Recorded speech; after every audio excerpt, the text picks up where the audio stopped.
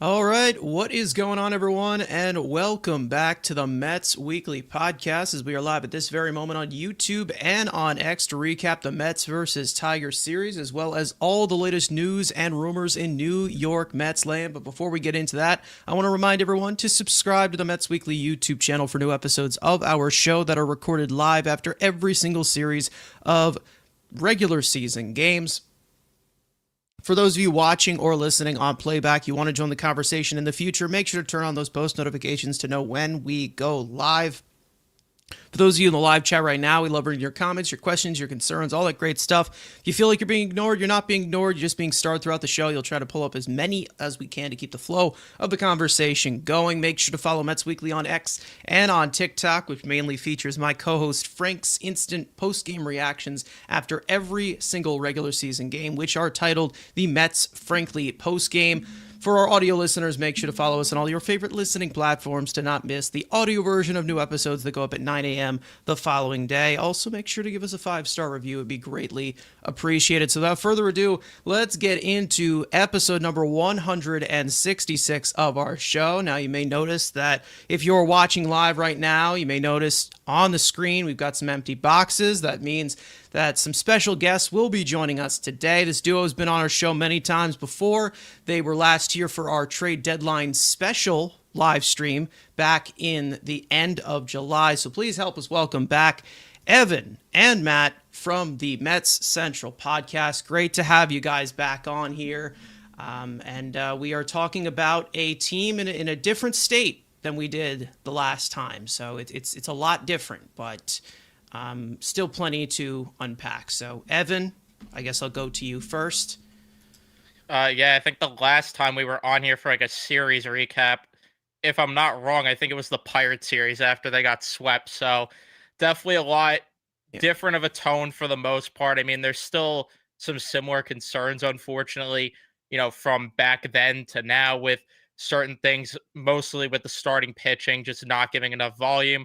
The good news is at least that they have some young pitchers that you can look forward to every 5 to 6 days, one of them being called up, which I'm sure we'll talk about as well. But yeah, definitely a lot better of a tone compared to the last time we broke down a series. Yeah. Matt, you also were here. I think, if my records stand correctly here, yeah, we went for a Pittsburgh Pirates series, and I think the Mets won that series. It was the one that Yeah. they played at home, and then there was another one where they just got completely washed out of That's right, Pittsburgh, it which was was the a little home bit series. later. Yeah, so and I remember it being kind of underwhelming where I think they won that series and still got outscored. But as of right now, that's not the condition. Matt, I think you can agree. I mean, the offense is starting to play to some potential that we expected, I don't know, in day one. Yeah, look, I mean, of course, it's always good to be back. And as always, make sure you guys, subscribe to, Mets Weekly as always. Make sure you show Carson, Frank, and Andrew when he's here support. And also, our channels on Met Central. And even if you guys are hockey fans, which I'm sure everyone is excited for hockey to come back a couple weeks away. So make sure to subscribe to Rangers Central as well. But yeah, look, 22 more games, right? It's the final little home stretch before the postseason. And look for the Mets. Look, the past couple months they've had like two really bad stretches of baseball, which we were both just sitting here and not happy at all watching them just fumble huge leads in both the division race and then the wild card race. But they started to pick it up a little bit. Obviously, pitching wise on the veteran side, not great. I'm sure we'll talk about both Shamanaya, Kodai Senga, and Clay Holmes, even David Pearson to a certain extent because he got just destroyed in his last start. On the positive side, though, the youngsters have come up. Noel McLean, first 4 starts, 4 wins. He's looked excellent. Jonah Tong in his first start, where he made his major league debut. Obviously, me and Evan were in attendance for that, and yeah, he looked really good. And obviously, we got the big news today that Brandon Sproat's going to make his major league debut on Sunday in Cincinnati. So hopefully, he goes out there and has a good start. And yeah, look, like you said, Carson, the offense has been a bit better. Obviously, Juan Soto has really picked it up, and I'm not sure if he's going to win the MVP because obviously Otani and Schwarber are the two leading candidates right now, but he's making a late case for it. Pete Alonso, he had a decent series. Mark Vientos over the last couple of weeks, he's really picked up the slack. So yeah, look, the offense has looked better. I'm still not fully bought into the offense just because we've seen them have these stretches where they look hot, and then all of a sudden you give it a couple weeks and then they just completely disappear for a long periods of time. So we'll see what happens. But ultimately, like I said, for me, these next two series coming up, both against the Reds and the Phillies, to me, these are the two biggest series of the season so far, because you have a chance right now to give yourself some serious space between you and the Reds and try to really cement your spot for the last wild card spot. And then even though for the Phillies, look, the division probably looks out of hand right now and it doesn't look like they're going to win the division, but at least put some more doubt in the head of the Philadelphia Phillies and really cement your spot to where the Phillies, whenever they come up against you, they're nervous and they get the jitters. And because for whatever reason the Mets just always seem to have the Phillies number over these last couple of years. But yeah, great to be back on with you guys. Yeah, I mean, listen, I think that right now we're in a point where this table is kind of set for them, even though there has been plenty of things that we think that they can do better. But I do believe that, obviously Cincinnati, they have a chance to pretty much bury them upcoming. And then they also have Phillies coming up where, who knows, maybe it is within 4 games and you could try and go head to head with them and try to catch up with the division. We're not sitting here hopeful for it, because obviously head-to-head matchups aren't the only thing that would obviously solve that, but the Mets have done well with the Phillies. So again, things need to go well. Obviously, the Mets still have to execute, which has been the main problem, the main question mark that we have seen all year, is if they actually can do something and actually execute the right way, then they will actually be able to win these games, and we win these games in convincing fashion. But I think right now there still are very noticeable concerns in some departments on this team that could be something that does kill them. We will talk about some things that have been of concern. But again, they go into Detroit and they win this series convincingly. Would have been nice to sweep it, but they did win convincingly, scoring 22 runs in those first 2 games, with the offense continuing to stay hot, coming off of a series with the Miami Marlins where they lost 3 out of 4. And this was basically what I kind of expected when I said this last episode when we went live with Frank. I said, it makes sense that the Mets would win this series compared to what they did with Miami, because for some reason, when there's teams that have absolutely nothing to play for some reason the Mets just struggle so much to do something. It's better to beat the better teams, obviously, because you're going to face those better teams in the playoffs. But when you see things like this, where they beat up a Tigers team that we know is good and is going to be in the postseason this year, compared to a Marlins team that maybe is a little bit better and is no slouch as compared to what they've been in the last recent years, but it comes to a point of like, okay, this team needs to stop screwing around. Because if they did just win half of the games they lost against these teams that have no business beating them, they'd be in a much better spot. They probably would be in first place in this division right now.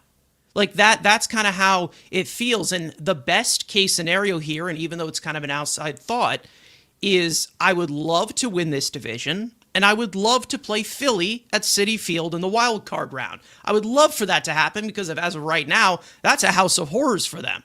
So even though, usually we don't get our wish, I'm still, I'm hopeful that maybe they can gain ground on it. I'm not crossing my fingers, but I feel confident enough that they can play good enough baseball to at least make the postseason, especially when you see guys like Juan Soto hitting the way that he is as of right now. And also the rest of the lineup that has seemed to heat up as well and pick up the slack of other guys who maybe have had some tough games or had some tough this or that. Obviously, we're saying this off of a game where they didn't have the best offensive performance, but it's been better.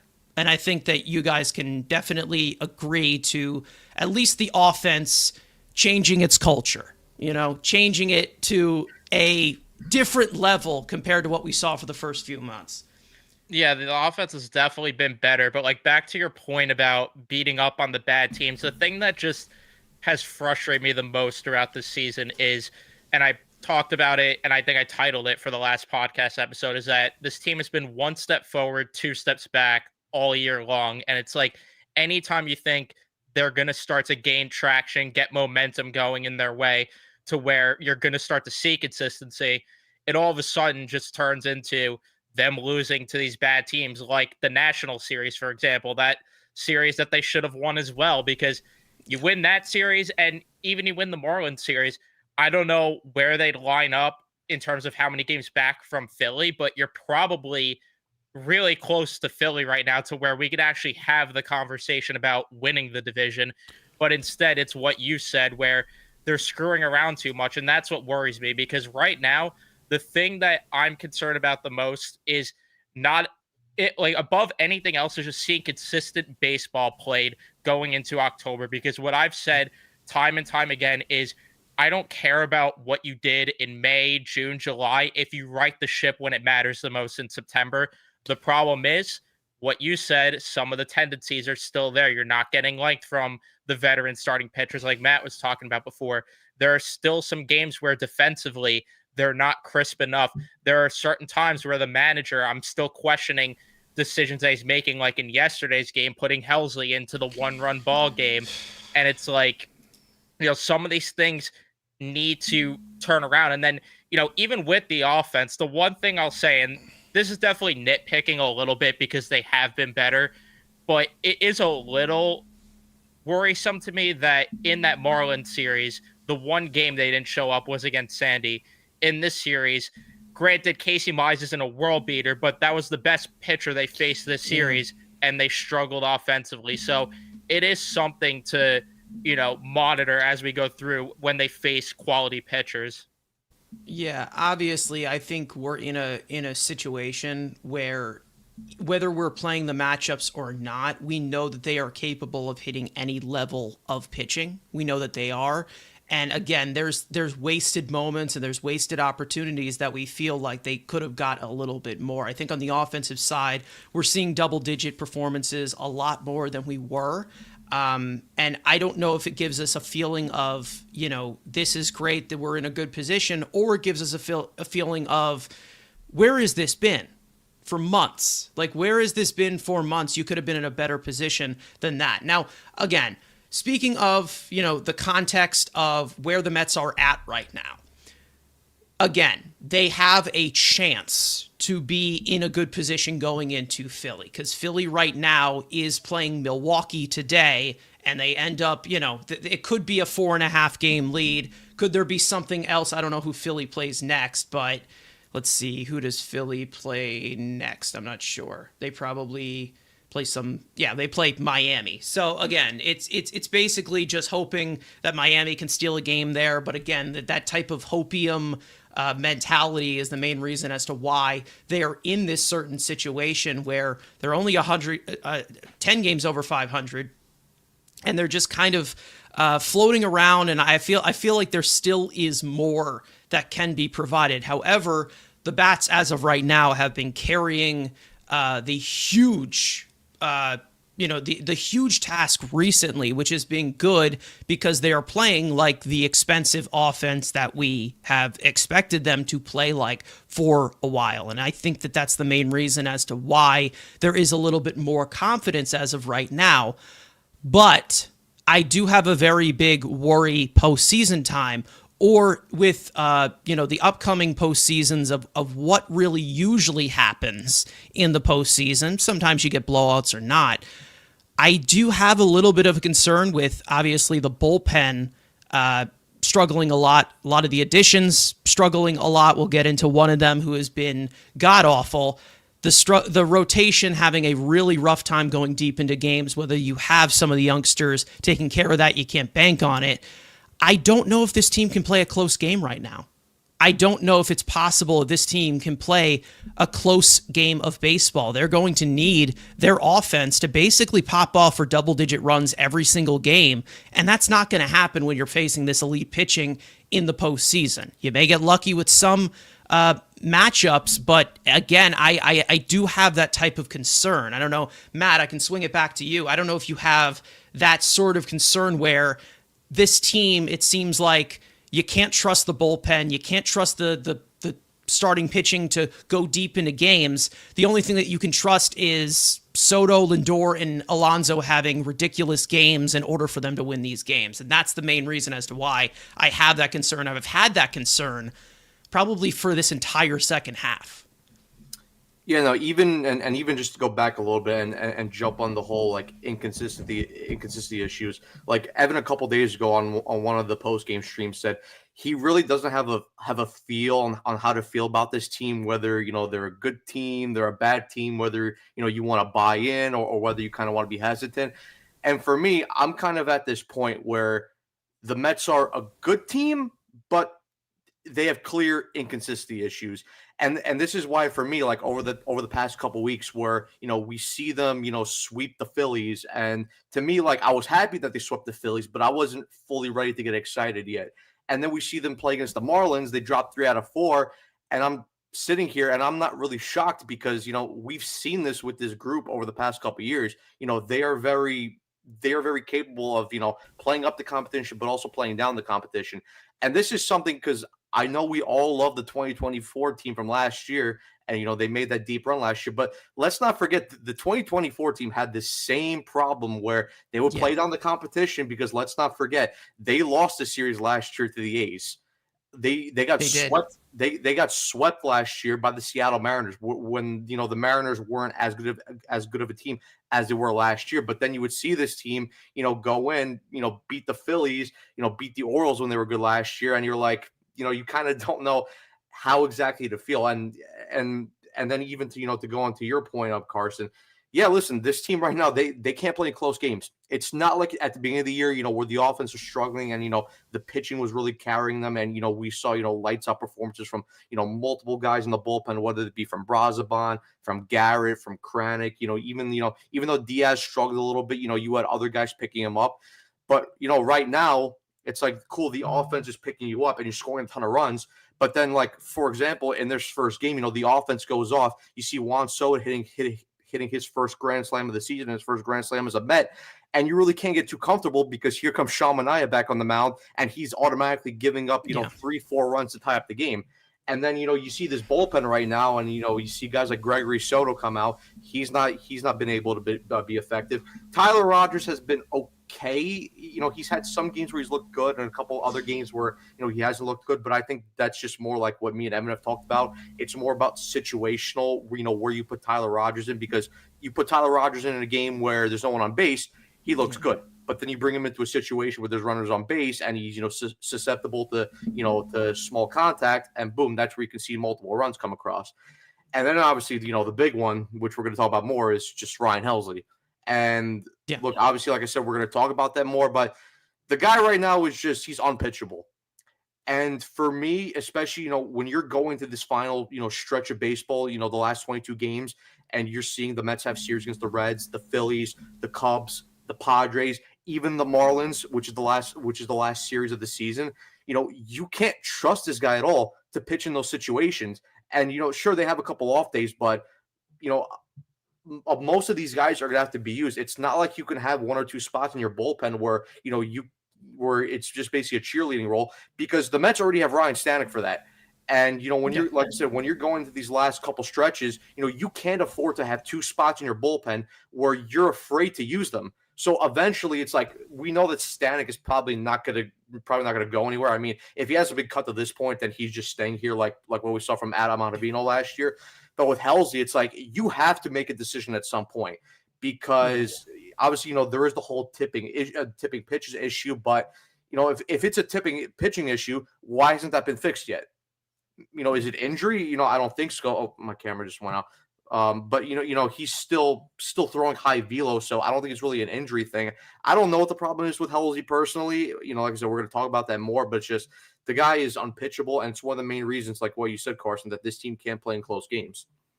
Yeah, I mean, obviously he was brought in for that certain role. We know that Rogers were brought in for these ground ball situations with the amount of base runners that these guys can allow and things like that. But it comes down to this from Daniel Capps here, and he's saying it's pathetic when 7 runs isn't enough. And that's the main reason as to why we have like this whole concern of every single game seems to be this home run derby at this point for this team because nobody can find a way to hold the lead. Even if we are talking about Tyler Rogers, he's had a few rough outings as well. I've not really been someone who's, I've not been someone who has really got on him as much compared to what we have also had also in the bullpen as well. We know that Reed Garrett is down, who was not very, very, very effective before getting hurt. Gregory Soto, I mean, brought in to face lefties, can't get his matchup out. It can't happen whatsoever. And then obviously Ryan Helsley. So, we'll obviously break down every single thing that went on in this series. And of course, that means that I have to take a sip of water because that means that I got to run down everything that happened in this Detroit series. For this series win, this game-changing, culture-changing series win. Anyways, we'll start off obviously with game one. Sean Manaea made the start, and he'd struggle once again to go deep into the game after surrendering a home run on the first pitch he threw and a 2-run homer in the third inning. He'd pitch into the fourth inning, getting only 2 outs, exiting after an RBI triple by Zach McKinstry and an RBI single by Jeremiah Jones.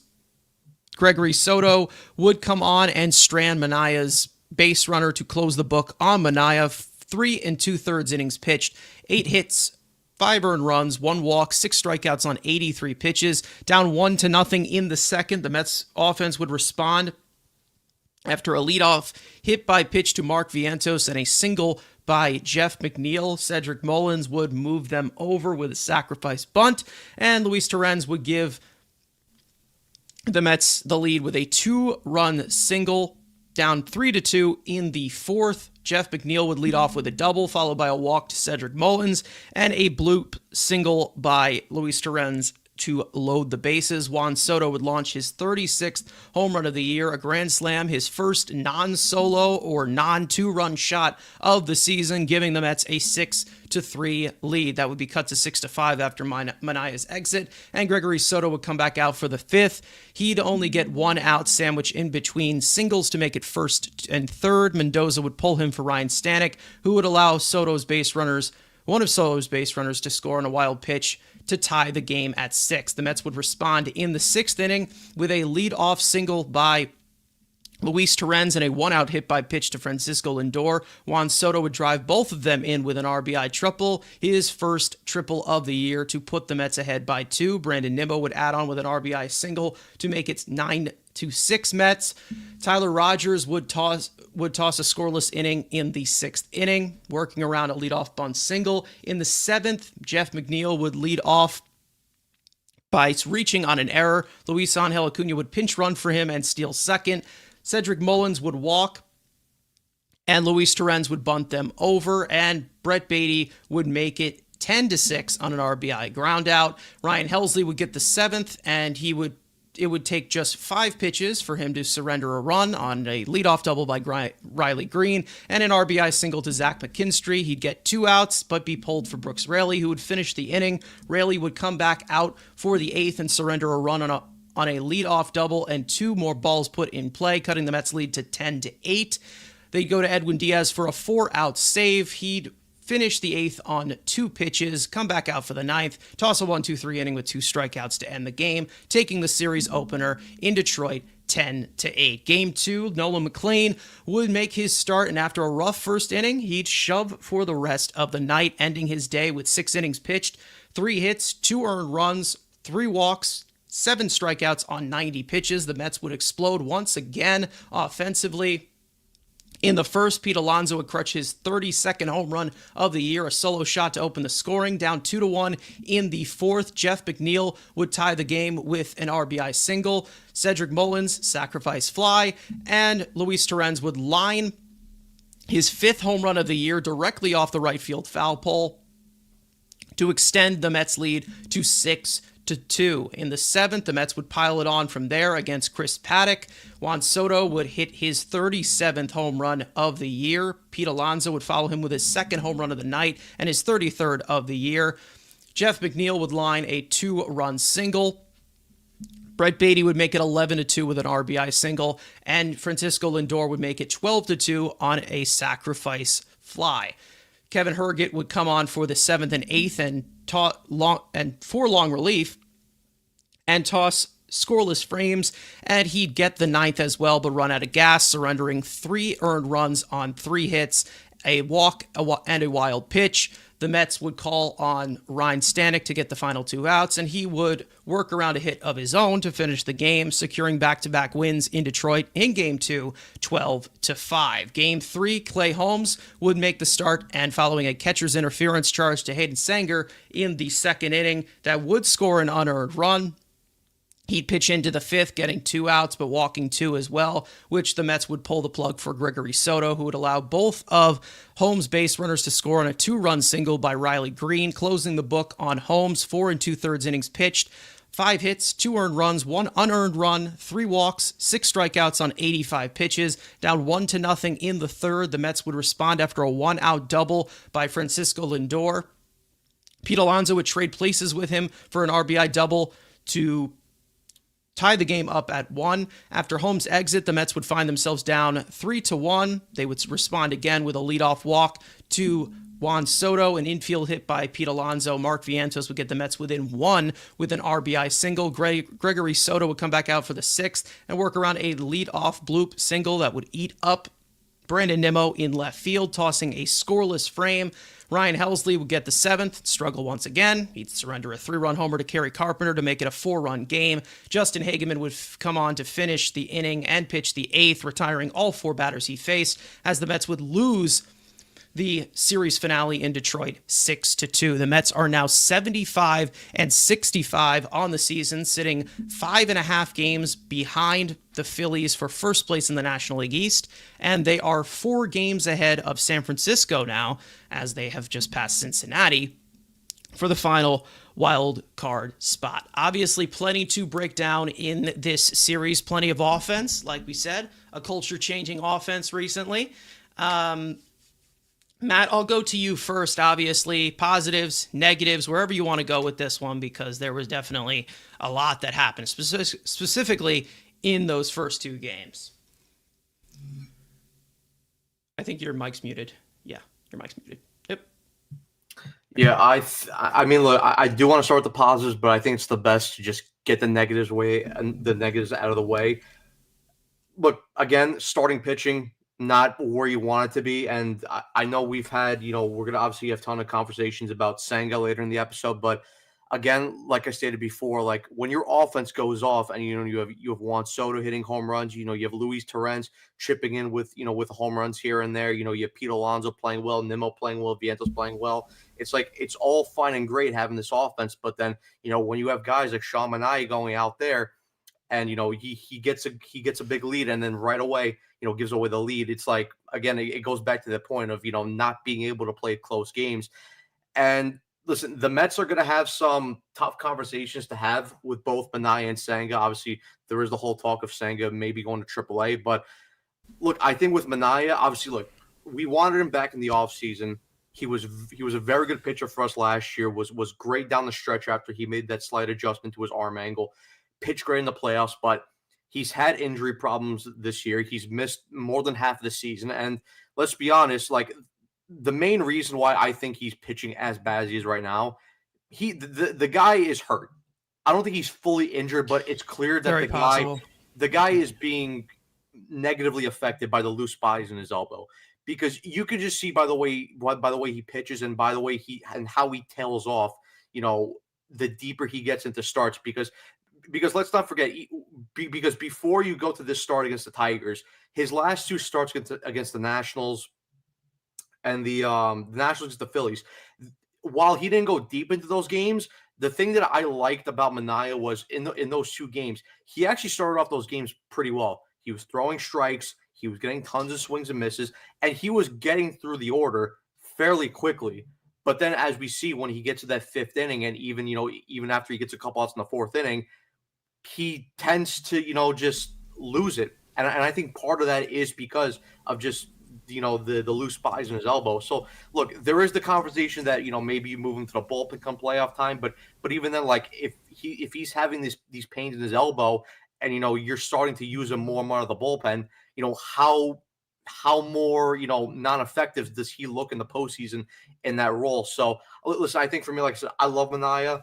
I think it's just one of those things where I think he should cut his season short. I think he should get the surgery and prepare to come back next year, because I'm sorry, like I said, I love the guy, but I don't want to run him out in the postseason when he's clearly being affected by the loose bodies, and I don't want to see see him give up tons of runs and then put this team in deficits come playoff time, because I mean every single run in the playoffs, it counts, and you don't want to be put you don't want to dig yourself into a big hole.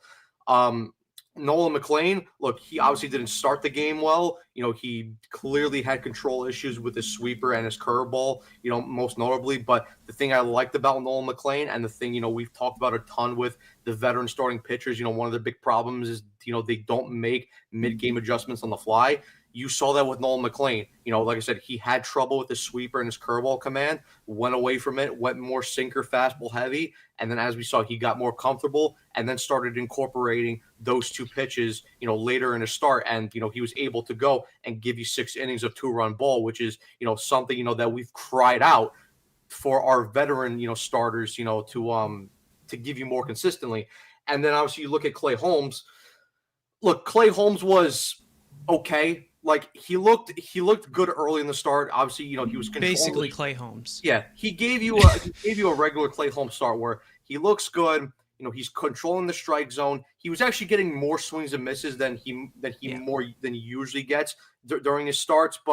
And then he kind of hits that wall. The walks kind of hurt him a little bit. I know he kind of got hurt a little bit by the catcher's interference on Hayden Senga, which caused the Tigers to bring home the first run of the game. But overall, I thought he was fine. It's just, again, hits that wall in the 5th inning. And, and again, obviously, with Mendoza and all the decisions he's made, when Mendoza made the decision to pull Clay Holmes and go to Gregory Soto, I didn't necessarily agree with it, but I saw where Mendoza was coming from, just because we've seen, Holmes, whenever he gets into trouble, he either stays in for one more batter or 2 batters too long. And then, the damage gets done, and then Mendoza ends up pulling him. So I understand where Mendoza was coming from, and I agree with him to a certain extent. I just thought for me that Holmes looked good enough to where I would have felt more comfortable giving him that one more batter. But ultimately, then it's down to Gregory Soto to execute. But, I mean, listen, it's more the same from the starting pitching point of view, where, your veterans are really not giving you enough, but your young starting pitchers like Nolan McLean, they're going out there and giving this team the much needed length that, that this team needs currently. Yeah, obviously the pitching is going to be something that they obviously need to look at. It's not even just the fact that the lack of consistency or the lack of, the options that have kind of fizzled out. They've had a decent amount of injuries this year. And speaking of those injuries, I don't know if this is effective. I'm just kind of looking it up of how loose bodies kind of affect the elbow for pitchers. And what I'm getting at right here from what I'm kind of looking up here seems to be it's a conditioning issue, which basically makes me think it's like, that's probably as to why he's not going deep into games. Now, the problem that I kind of have with this, and I think we all do, is why is he pitching through it when we know that it's the better opportunity for him to be even better, whether it is next year, for him to take it as of right now. I understand that they may have some limiting options right now, but I think this team can make do with it. Then the same thing goes for guys like Kodai Senga and things like that. Pitching through injuries is just dumb. Like, there's no reason to do it. You're going to make it worse. And also your performance is not going to be great. Sometimes it affects guys, sometimes it doesn't. But Manaea definitely is someone that I think, even though we've seen the stuff still be there, he's still getting the swings and misses, we're not seeing any volume from him. Doesn't help with Clay Holmes not being able to go deep into games. It doesn't help with Kodai Senga just coming back from injury and not doing well. Like, again, it has so many, this downfall has so many killers. Let's just say that, especially from that rotation. And we knew that this rotation had question marks, but I don't think that we really expected it to be this brutal as to where we are praying for these guys to get through the 5th inning every single night. And asking veterans to go 5 innings, tough task for some reason. They somewhat hit a wall. Clay Holmes, I'm not really surprised. Sean Manaea, I mean, he's probably banged up. Kodai Senga will get a little bit more into, but Evan, if there's anything that you want to add, obviously we know that the offense is popping off, but obviously the pitching, I mean, it still is hanging by a thread right now, and it's going to be a deciding factor if the offense is not there. We saw it in Game 3 where the offense wasn't there, and the pitching ended up coughing it up. So I don't know. I feel like we're definitely we're on a balance beam right now, and we could really fall off at any moment. And that's what I think is very, very scary with this pitching staff. Yeah, just funny how like the opposite. This is the opposite conversation that we were having the last time we broke down a series. How we were talking about that the offense needs to get better, and now the offense is actually performing, and now you have the pitching that can't even just like keep them in a game at all. Like it's one thing if they started to falter a little bit and give up like 4 or 5 runs, but we're talking about games where it's like 6 runs, 7, 10 runs sometimes in these games, and it's just inexcusable, especially, just Peterson, for example, last time. But a lot of it's also just kind of a spiral effect. Like I'm not happy with the way, just because Matt touched on it, I'm not happy with the way Mendoza handled the Holmes start when he was out there, because to me, it's one thing if Holmes already gave up like 3 runs at that point and you wanted to pull him. He only gave up 1 run to that point. If your offense that has been putting up north of, 8 runs a game lately can't do that for you today, then it's on them. I am willing to give Holmes the chance to go out there, and worst case, he gives up a few more runs in that scenario. And, on top of that, you have Gregory Soto, who you touched on, who's not getting his job done against the lefties. And my other problem is still, why was Ryan Helsley in that game when you saved your bullpen from the game prior? You have 2 lefties coming up at the top of the order there, and you're throwing Ryan Helsley, who's been in low leverage spots lately, right into the fire. To me, it was simple the way to map out the bullpen from where you were. You go to Brooks Raley and maybe try to push him for 4 or 5 outs and then go to Diaz, or you go to Raley to get those lefties out. Then you go to Rogers for a couple outs, and then you go to Diaz to end the game. And maybe, I don't know if it would have mattered with the offense because they ended up finishing with 2 runs, but maybe you have a chance to come back in the game and, win one of those close games that we're talking about. But there's just so many little things too. And then it's like Starling Marte.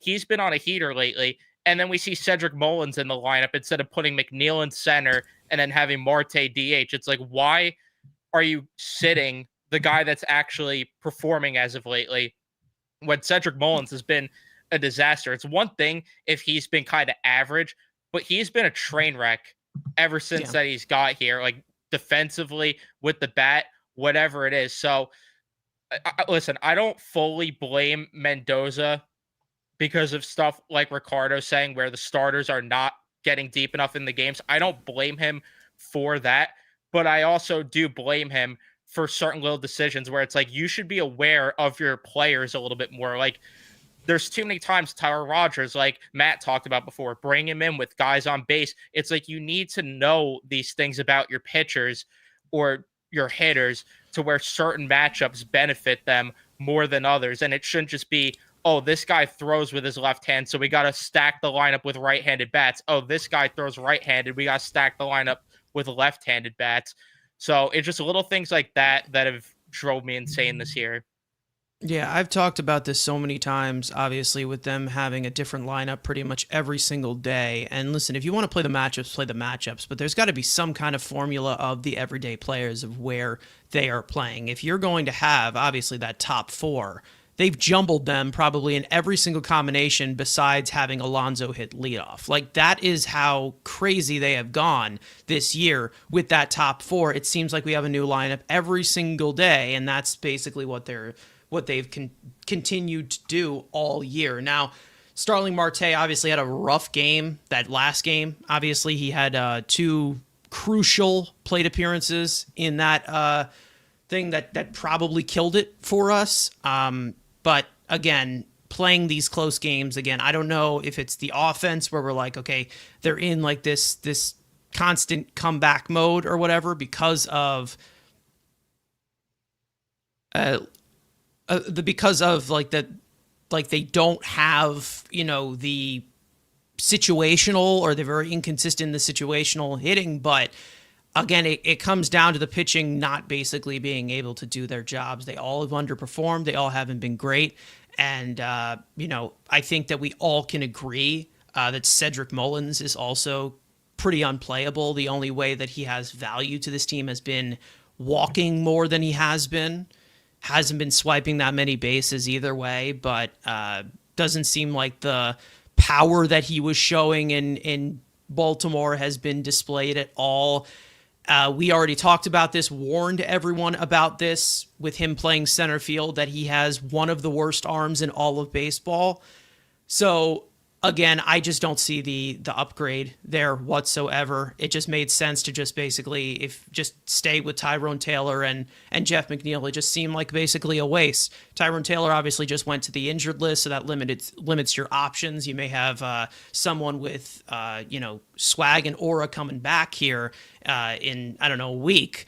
But again, he's not in a guarantee to completely be a game changer, because who knows if he can move properly coming off of a broken foot. So they're banking on a lot of things completely going well with some of these decisions. Obviously, I think Jeff McNeil in center field, I think that he's proven that he can be a sturdy center fielder. I still don't like the concept of having him in that position. Not just because of the range. This guy's 33, 34 years old. He shouldn't be in center field. I'd much rather them just kind of just maybe probably just move Nimmo more back to center field, but he hasn't even been that great in left field either. So again, there's a part of it that I think is very, very fragile with them. Either it is defensively or whether it is in these certain situations with them pitching wise, it's not fantastic. And I feel like we're really getting into a point where they have to make somewhat of a decision of who is going to be getting a majority of this playing time. Because it seems like we've got 20 games left and they still don't have a decision. Like, they still haven't made a single decision whatsoever. I just don't even know how they can figure out a way where there's certain guys that are playing consistently, and that goes into the offense too as well. Like we've said, pitching, yes, it goes hand in hand with the bullpen, but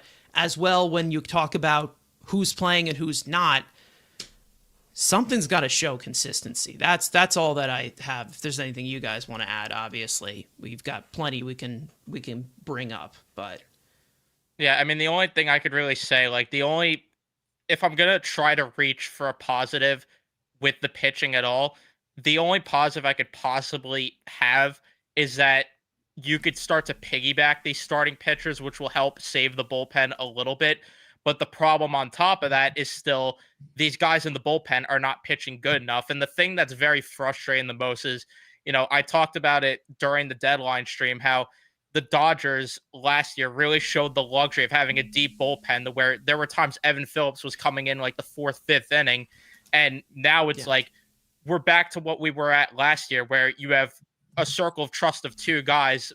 Right now it's Diaz and Raley. And it's like, there's still time for these things to get right, but it's coming at you rapidly. Like Matt said, there's only like 20 something games left. Now is the time for these relievers to start to find a rhythm. And if it's not going to happen, then this team's in for a rude awakening come playoff time. Like you were saying before, Carson, they could score the runs, but if the pitching's not going to match up, is the offense going to hit against that elite pitching like I talked about before as well, which, I still have my fair share of concerns there. So just like anytime you could maybe think of a few positives, it's like there's also something to counter that at the same time. Yeah, It's all really just about what team is going to show up. I think that that's basically what it shows. I think we are in good position when we see these young guys on here, whether it is Tong, even though we're saying that after one start. It seems like McLean has basically been a right and W so far for this team, but then you're looking at these other arms that they have to figure out a way to figure it out. I'm not as concerned as of right now looking at guys like David Peterson, who I know have done well, but recently it hasn't been a fantastic stretch for him. But he still has been able to give us length in between. It just has been a little bit inconsistent in that way. But overall, the offense, I do want to touch on that before we move on. Obviously, Juan Soto is on fire right now. Pete Alonso had a really good series as well. Jeff McNeil had a really good series. Luis Torrens. We are getting a lot of different contributions from a lot of these different pieces, whether that is not really just off the bench, but just kind of the deep part of the lineup, which has been a concern for a while. And that's the main reason as to why I think that these run totals are coming in, not just because Juan Soto is hot. It's because we are seeing a decent amount of these guys red hot for a decent amount of time, and they're definitely picking up the slack. And that's what I think is very, very encouraging. Now, do I think that Cedric Mullins belongs in this starting lineup right now, batting 7th or batting 6th? No, I don't. I think that he probably belongs on the bench at this current moment, but I don't think that they have that option really with the flexibility of what you have on your bench as of right now with Tyrone Taylor out. Maybe Jose Siri takes away some of that playing time, but Siri wasn't doing fantastic when he was here to start off the season before he ended up getting hurt. So I don't know how they want to figure this out, how they form this together, but whatever combinations they've been putting out there offensively recently, they have been working. And I think that only goes to the credit of the culture-changing hitting coach that we have that told us, hey, we should sit fastball. Genius. A genius in his own natural habitat. Took him 4 months to realize, hey, we're swinging through fastballs and staring at shit down the middle. Took him 4 years. Bow down to him. Bow down to him. He is a complete genius. But you can definitely see the change in approach. I'm glad to see them, better late than never, make those adjustments offensively. We're seeing higher run totals on the board. Obviously, we are seeing more guys in this lineup contribute, and that has been a good thing. It's been one of the main reasons as to why they've been able to stay afloat, because the pitching has definitely not been the reason as to why compared to what it was in the first 2 months. So offensively, if there's anything you guys want to cover with this, obviously, Juan Soto, MVP conversation now after we're like, okay, this guy might be having the worst year of his career. I mean, yeah. It's changing just like that. That's how big of a game changer he is. I mean, he still doesn't look happy to me. That's the most important thing. But yeah, I mean, it's nice not having to tweet the mouse pictures of him anymore, or tweeting, man or mouse about him. But no, like the other main positives is the fact that, and I know that it didn't really show this series, but like Vientos has been playing a lot better, and Alvarez is going to come back, which is only going to add depth to the lineup, because the biggest problem early on is they were just so reliant on that top 4 to where, especially Alonso and Lindor, because Alonso was really like carrying the load with runners in scoring position early. And it's like those two, if they weren't doing anything, then the offense wasn't scoring. It's nice to see now, McNeil is actually starting to contribute. Vientos, even though, like I said before, not as much this series, but he's been contributing and looking like what he was last year more, which is what they really miss. And then with Alvarez coming back, Marte, even though he had some bad at-bats, and even though I've been very critical of him this year, he's at least given you like some competitive at-bats here and there.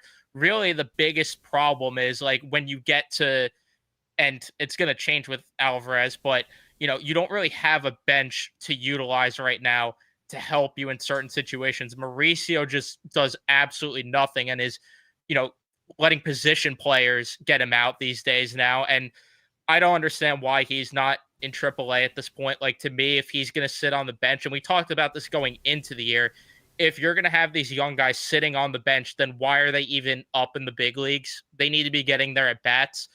But yeah, I mean, outside of that, it sucks that Taylor was starting to, heat up a little bit and then he gets injured. Fly high hoopist. But yeah, I mean, Yeah. that's really the only gripe that I have right now. And then, now when you thought maybe you were getting help, Winker's done for the year, which is also very unfortunate, but definitely a lot more positives because of the noticeable change in approach for what Matt said. And for the first time in 4 years, Eric Chavez figured it out, and now he's taking victory laps on Instagram. So good work, buddy. Yeah.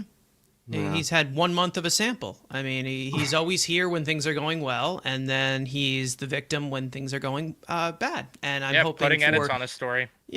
Yeah, exactly. And I'm hoping that this guy who's in his 40s, probably about to be 50, that type of behavior gets displayed and we don't see him next year. But I understand that this is a results-based business and they have actually been hitting fairly well. But I'm not going to sit here and bow down to this asshole and say that this guy is a complete genius and finally figured it out. Nope, the fans figured it out, and we probably just pushed you down that well so hard that you're like, okay, I got to change something and stop being an asshole. Anyways, speaking of guys who are, down and everything, I got to take over for Frank for the Unk Report. For, what we've got going on health-wise with this team, and there's some stuff that I also have to add afterwards. But Tyler McGill made his final rehab start for AAA Syracuse on Tuesday, tossing 4+ innings pitched, 6 hits, 3 earned runs, 2 walks, 5 strikeouts on 79 pitches. With one more minor league option remaining, the Mets will make a decision on McGill's activation soon, probably in the next week. The Mets' 29-year-old right-hander has been on the injured list since mid-June due to a right elbow strain. Mets outfielder Tyrone Taylor has been placed on the injured list due to a right hamstring strain. The 31-year-old last played Friday versus Miami and has been unavailable off the bench ever since. There is currently no timetable for his return. Mets outfielder / designated hitter Jesse Winker has been completely shut down from baseball activities following a brief rehab stint in Port St. Lucie. The 31-year-old is likely out for the remainder of the 2025 season, as Winker was placed on the injured list due to back inflammation after he suffered it just 48 hours after being activated off the injured list from an oblique strain that he experienced in early May. Mets outfielder Jose Siri has continued his rehab assignment for AAA Syracuse this week. The 30-year-old played 9 innings in center field yesterday and led off as the DH on Tuesday. Siri has been on the injured list since April due to a fractured left tibia bone that he suffered after fouling a ball off his shin. We also got some update, obviously. Francisco Alvarez, he caught back-to-back games for Syracuse yesterday. He also hit a grand slam, so it looks like the power, hopefully it's still there, and hopefully it doesn't affect him with his hand this time. Third time's a charm, I guess. Reed Garrett just started off a rehab assignment for AA Binghamton. We just got that announcement while this stream was going on. So he is going to make a rehab start. So I'm guessing he's just going to be a opener. So he'll probably face 3 or 4 batters or whatever. And hopefully we can get him back because we've seen Reed Garrett come back from injuries before and he's been very, very effective. It's kind of an up and down train with him. He definitely could help this bullpen that is definitely hurting in a current moment, even though he was not doing fairly well. Other than that, speaking of the bullpen, I want to get into the main story right here, and that being Ryan Helsley, who has been a disaster since coming over from the Cardinals in a trade at the trade deadline. Just a complete bag of vomit. I don't know how I want to describe this at this point because I'm out of words. But as for just the rundown, because we have to do it, bells of hell, obviously. You can see from his game logs, I mean, almost every single appearance has been awful, and either he's not getting out of it, he's not striking out batters, not getting swings and misses. You can see in 14 games, he's faced 62 batters. He's pitched 11 innings. He has an over 11 earned run average. Strikeouts are down. Walks are up. He's given up plenty of home runs as well. He has a win probability added of almost -2, which is nearly impossible, even if you are a reliever or not. And he has just been awful overall. Now, we did obviously get some quotes from Ryan Helsley, some other stuff about the possibility of him tipping pitches. We know that has been the story for this last week of how they kind of know what's coming, whether he's throwing 102 or not. Now, he did talk about whether he was or believed he was tipping pitches. He said, "I'm not trying to sound arrogant or anything, but I feel like my stuff is too good to be hit around as consistently as it has been since I've been here. We've played mostly teams in the hunt, and a lot of those teams nowadays will have guys who look specifically for those things. It's pretty glaring and obvious when I am doing it."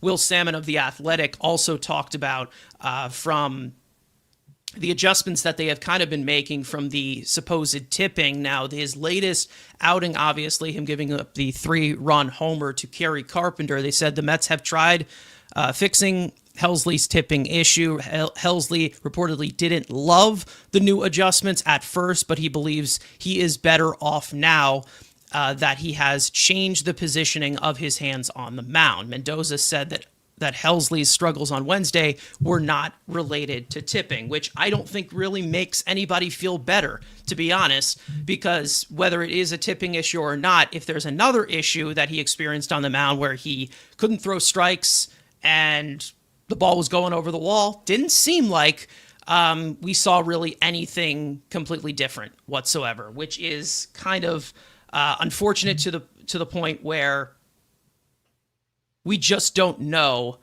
what the deal is right now with Ryan Helsley, and I've come to the point where I am done watching this guy pitch. I've seen enough. I don't think that's an overreaction. I think he has been one of the worst trade deadline acquisitions we have seen for a while. We've seen a lot of bad ones. So, Evan, Ryan Helsley, a disaster, a complete disaster. No way to just dance around it.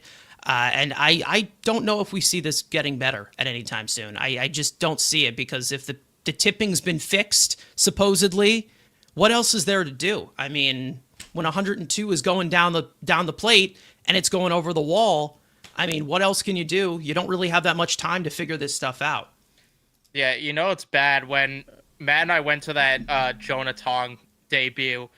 In the 6th inning when he came in, everyone in the stadium was just like annoyed when the bells started playing. It was just, it's so stupid. But this is the thing that I've been saying though too about the whole tipping pitches thing is like, to me, I always felt like he just wasn't locating his pitch as well either. And now that you have Mendoza saying they fixed the tipping pitches issues, that only supports my claim more that there's location issues too. And if that's the case, then we're talking about a guy that cannot be on this playoff roster. And it's so frustrating because when you look back at that deadline, it's like the thing we were so excited about is you have a guy to pair with Diaz, and now you could give Diaz those days off.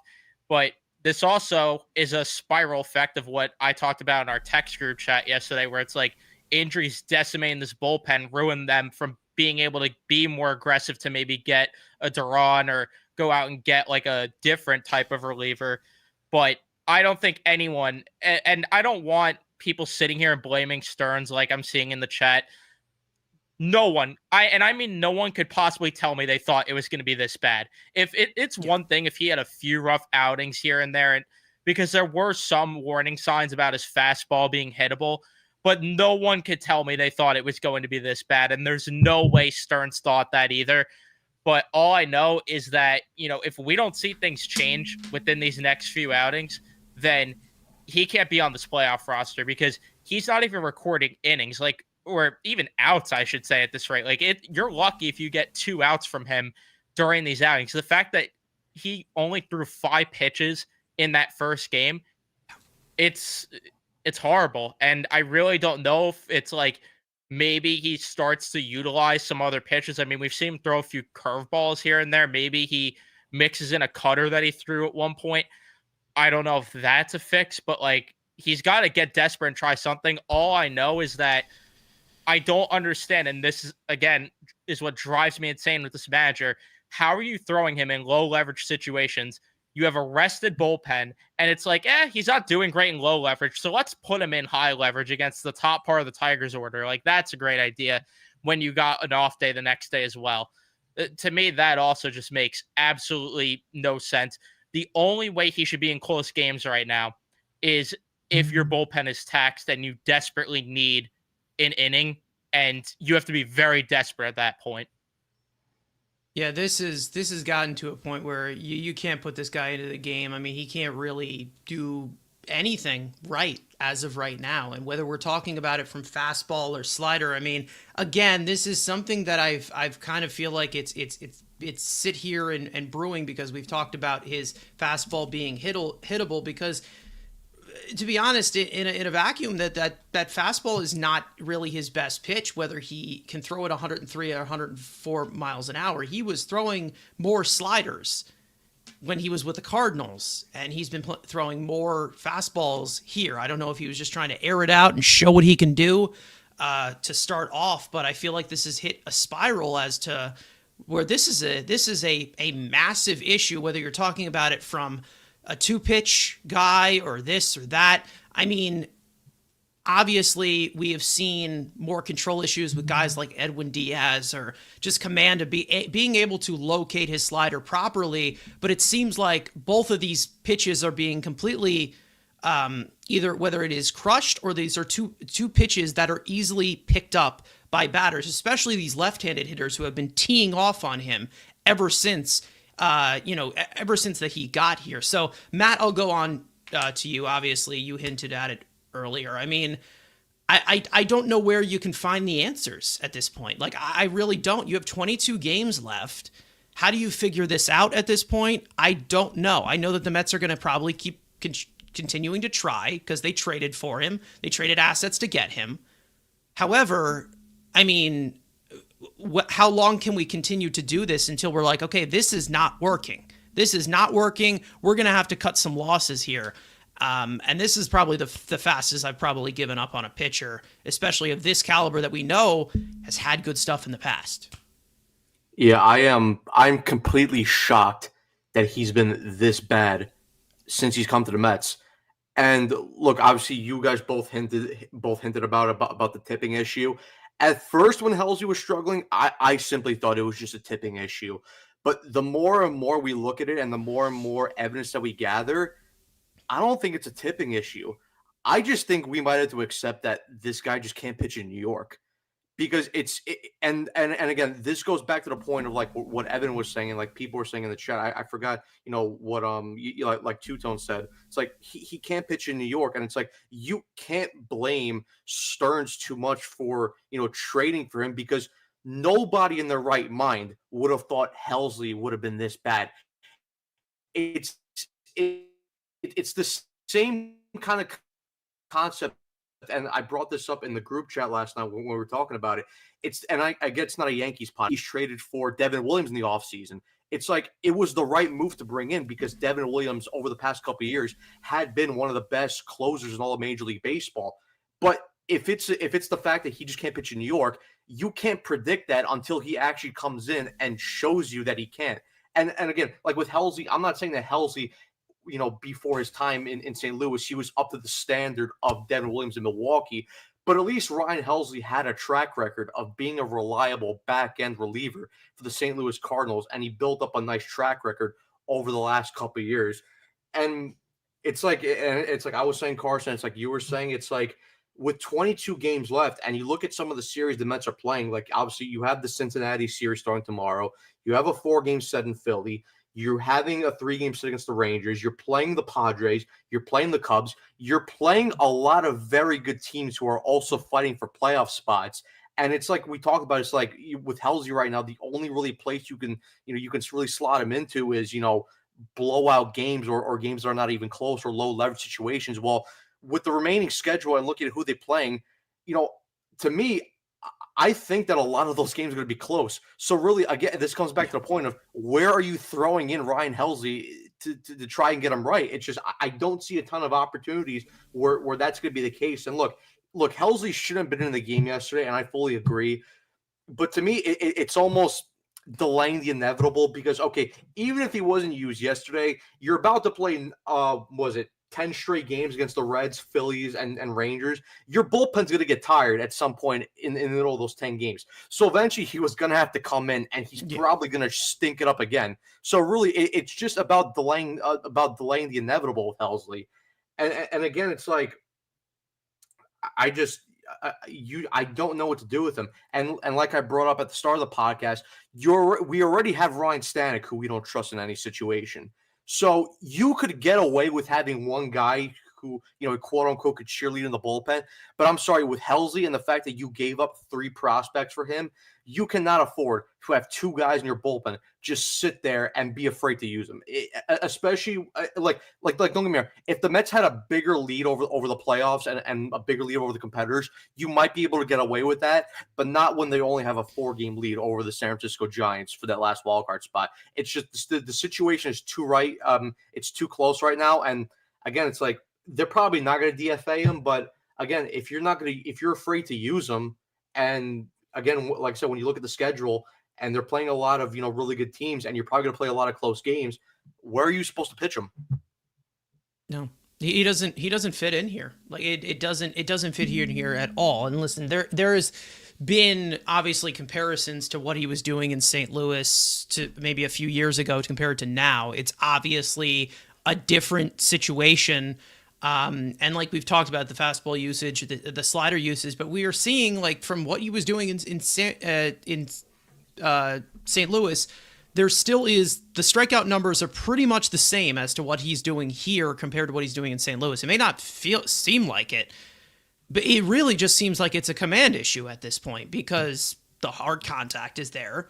He's also walking even more batters. I mean, double the batters that he was walking in St. Louis. So again, I don't know what the issue here is, but also you have a tendency of other guys in this bullpen beyond Stanek or Helsley who have this, tendency to possibly blow up as well. Gregory Soto has not been that sharp. We've seen Tyler Rogers have a few tough outings. We've seen other guys. The most reliable guy in this bullpen that's not named Edwin Diaz have been these guys that have been coming up here and then getting their arms completely burned out and then sent back to Syracuse and completely recycled over and over again. Guys like Justin Hageman, Kevin Herget, they just claimed Wander Suaro off of waivers today from Atlanta. So he's probably also going to be one of those guys in the mix there if they can't get anybody to go deep into the game. And hopefully that doesn't happen, but we all know that that's the complete after effects.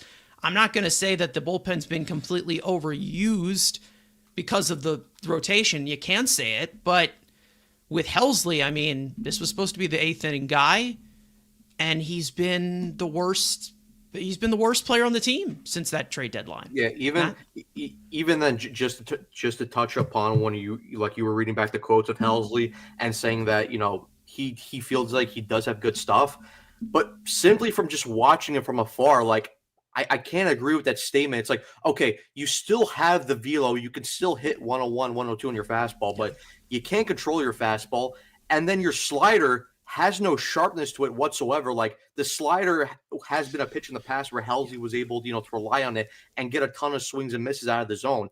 And simply right now, like he's still throwing that slider, but every single hitter is laying off that slider. And even like I recall, because I forgot. It was the finale. No, it was the first game of the second game of the Philly series that me and Evan went to.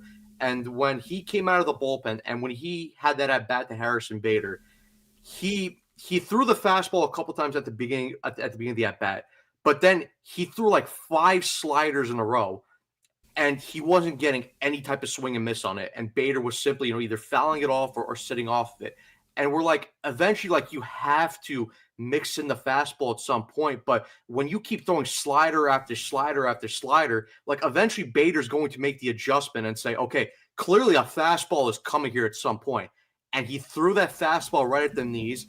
Bader crushed it. And it was a very similar pitch to what we saw with Kerry Carpenter yesterday. It was a fastball right at the knees. And Carpenter just sails it out to right field and puts up the Tigers by another 3 runs. So it's like, listen, Halsey can say he has confidence in his stuff right now, but clearly from just watching his stuff from afar, like, I don't agree with that standpoint whatsoever. Yeah, the command and it is grades just all out as over some the of the place. best. Yeah, I mean, that's the thing. It grades out as still some of the best, and that's more of just the breaking stuff. But his four-seam usage has jumped his slider usage as compared to what we saw because he's just been going straight to the heat a lot, but he hasn't been able to locate at all. And that's the thing. It seems like grades out well with location. He grades out well with overall pitchability, but he's been a completely different guy since coming here. And I don't know if I don't know if they just don't have time to make decisions here with him. Like, they don't have time to adjust things and make him feel better and this and that. Yes, they made these trades, but it's like every time he goes out there, he's a liability. So what exactly can we do? Evan, I interrupted you. No, the only thing I was really going to say is, like, I feel like he's kind of forced to throw the fastball more because every time he throws the slider, it's in the dirt at this point. So it's like, and when there's anything in the zone, it's pretty easy to tell what it's going to be because his fastball is just so flat. Yeah, it's bad. It is very, very bad. And like we've said, it's in a situation where he's going out there, he's basically just creating a mess, making it more difficult for this team. I basically, when he came into that Detroit game yesterday, I just took my eyes off the screen because I knew he was going to make it worse because that's basically what it's been for him every single time. And that's exactly what I did. And then I hear the home run call for Kerry Carpenter. And I'm like, yeah, that checks out. Pretty much checks out. Had no reaction, to be honest, because that's basically what we have gotten from Ryan Helsley ever since he got here. And I'm not very, in a position where I'm going after, Tyler Rogers, or I'm going after Gregory Soto in the matter that I'm going after Ryan Helsley because he has just been noticeably bad as a Met. But even with Gregory Soto not being able to get the left-handers out, which is basically what they brought him into, this is just shortening the pen. This is all they have done. They've made it shorter as compared to what they had before this trade deadline. And that's the problem as to why it just doesn't seem like it's working out. And I think there needs to be deep consideration for Helsley not being on this postseason roster. I do. I really do. And to be honest, if they don't make that decision, then keep putting him in the game, keep putting him in these high leverage situations, he's going to pitch us out of the postseason picture. Like that's the thing. Like, make a decision here. Now, what is that solution? We really don't know that much, but I do know that they could do something better than this to get the job done. I know you are short right now with the rotation struggling to go deep into games. You're making, all these transactions. Hopefully Reed Garrett can help you when he comes back, when he's, more fresh and he gets his, ginger boy reset. But, it's one of those things where how do they piece it together where it can be well functioned even with the starters not being able to get out of the fifth inning? And that was kind of this thought process of bringing in Helsley and bringing in Soto and bringing in Rogers and adding these other pieces. Now, there is one arm that people have been talking about a lot. I even mentioned him as a possible guy that they could call up for September call-ups. They didn't end up doing it, and that being Dylan Ross, who you'd think that when he does throw very hard, he is more of a piece that maybe replaces something like Helsley or Stanek, but he's got a kitchen sink. Like, this is someone who has an elite splitter. This is someone who has a plus slider and cutter. Like, he has a lot more weapons from the bullpen. I don't know what the usage is going to look like if they bring him up here, but again, Rule 5 eligible.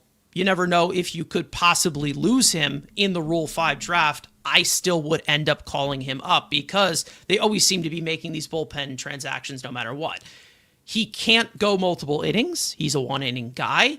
And I know that there is, there is some of these, there's some of these concerns with his walks. Obviously, he can be a little wild at some times, decent amount of wild pitches, but when you have those amount of weapons that he does have, he has like 5 or 6 different pitches, it gives you a little bit more confidence as compared to somebody like Ryan Helsley, who fastball slider is basically the majority, and both of them are getting either tattooed or spit on.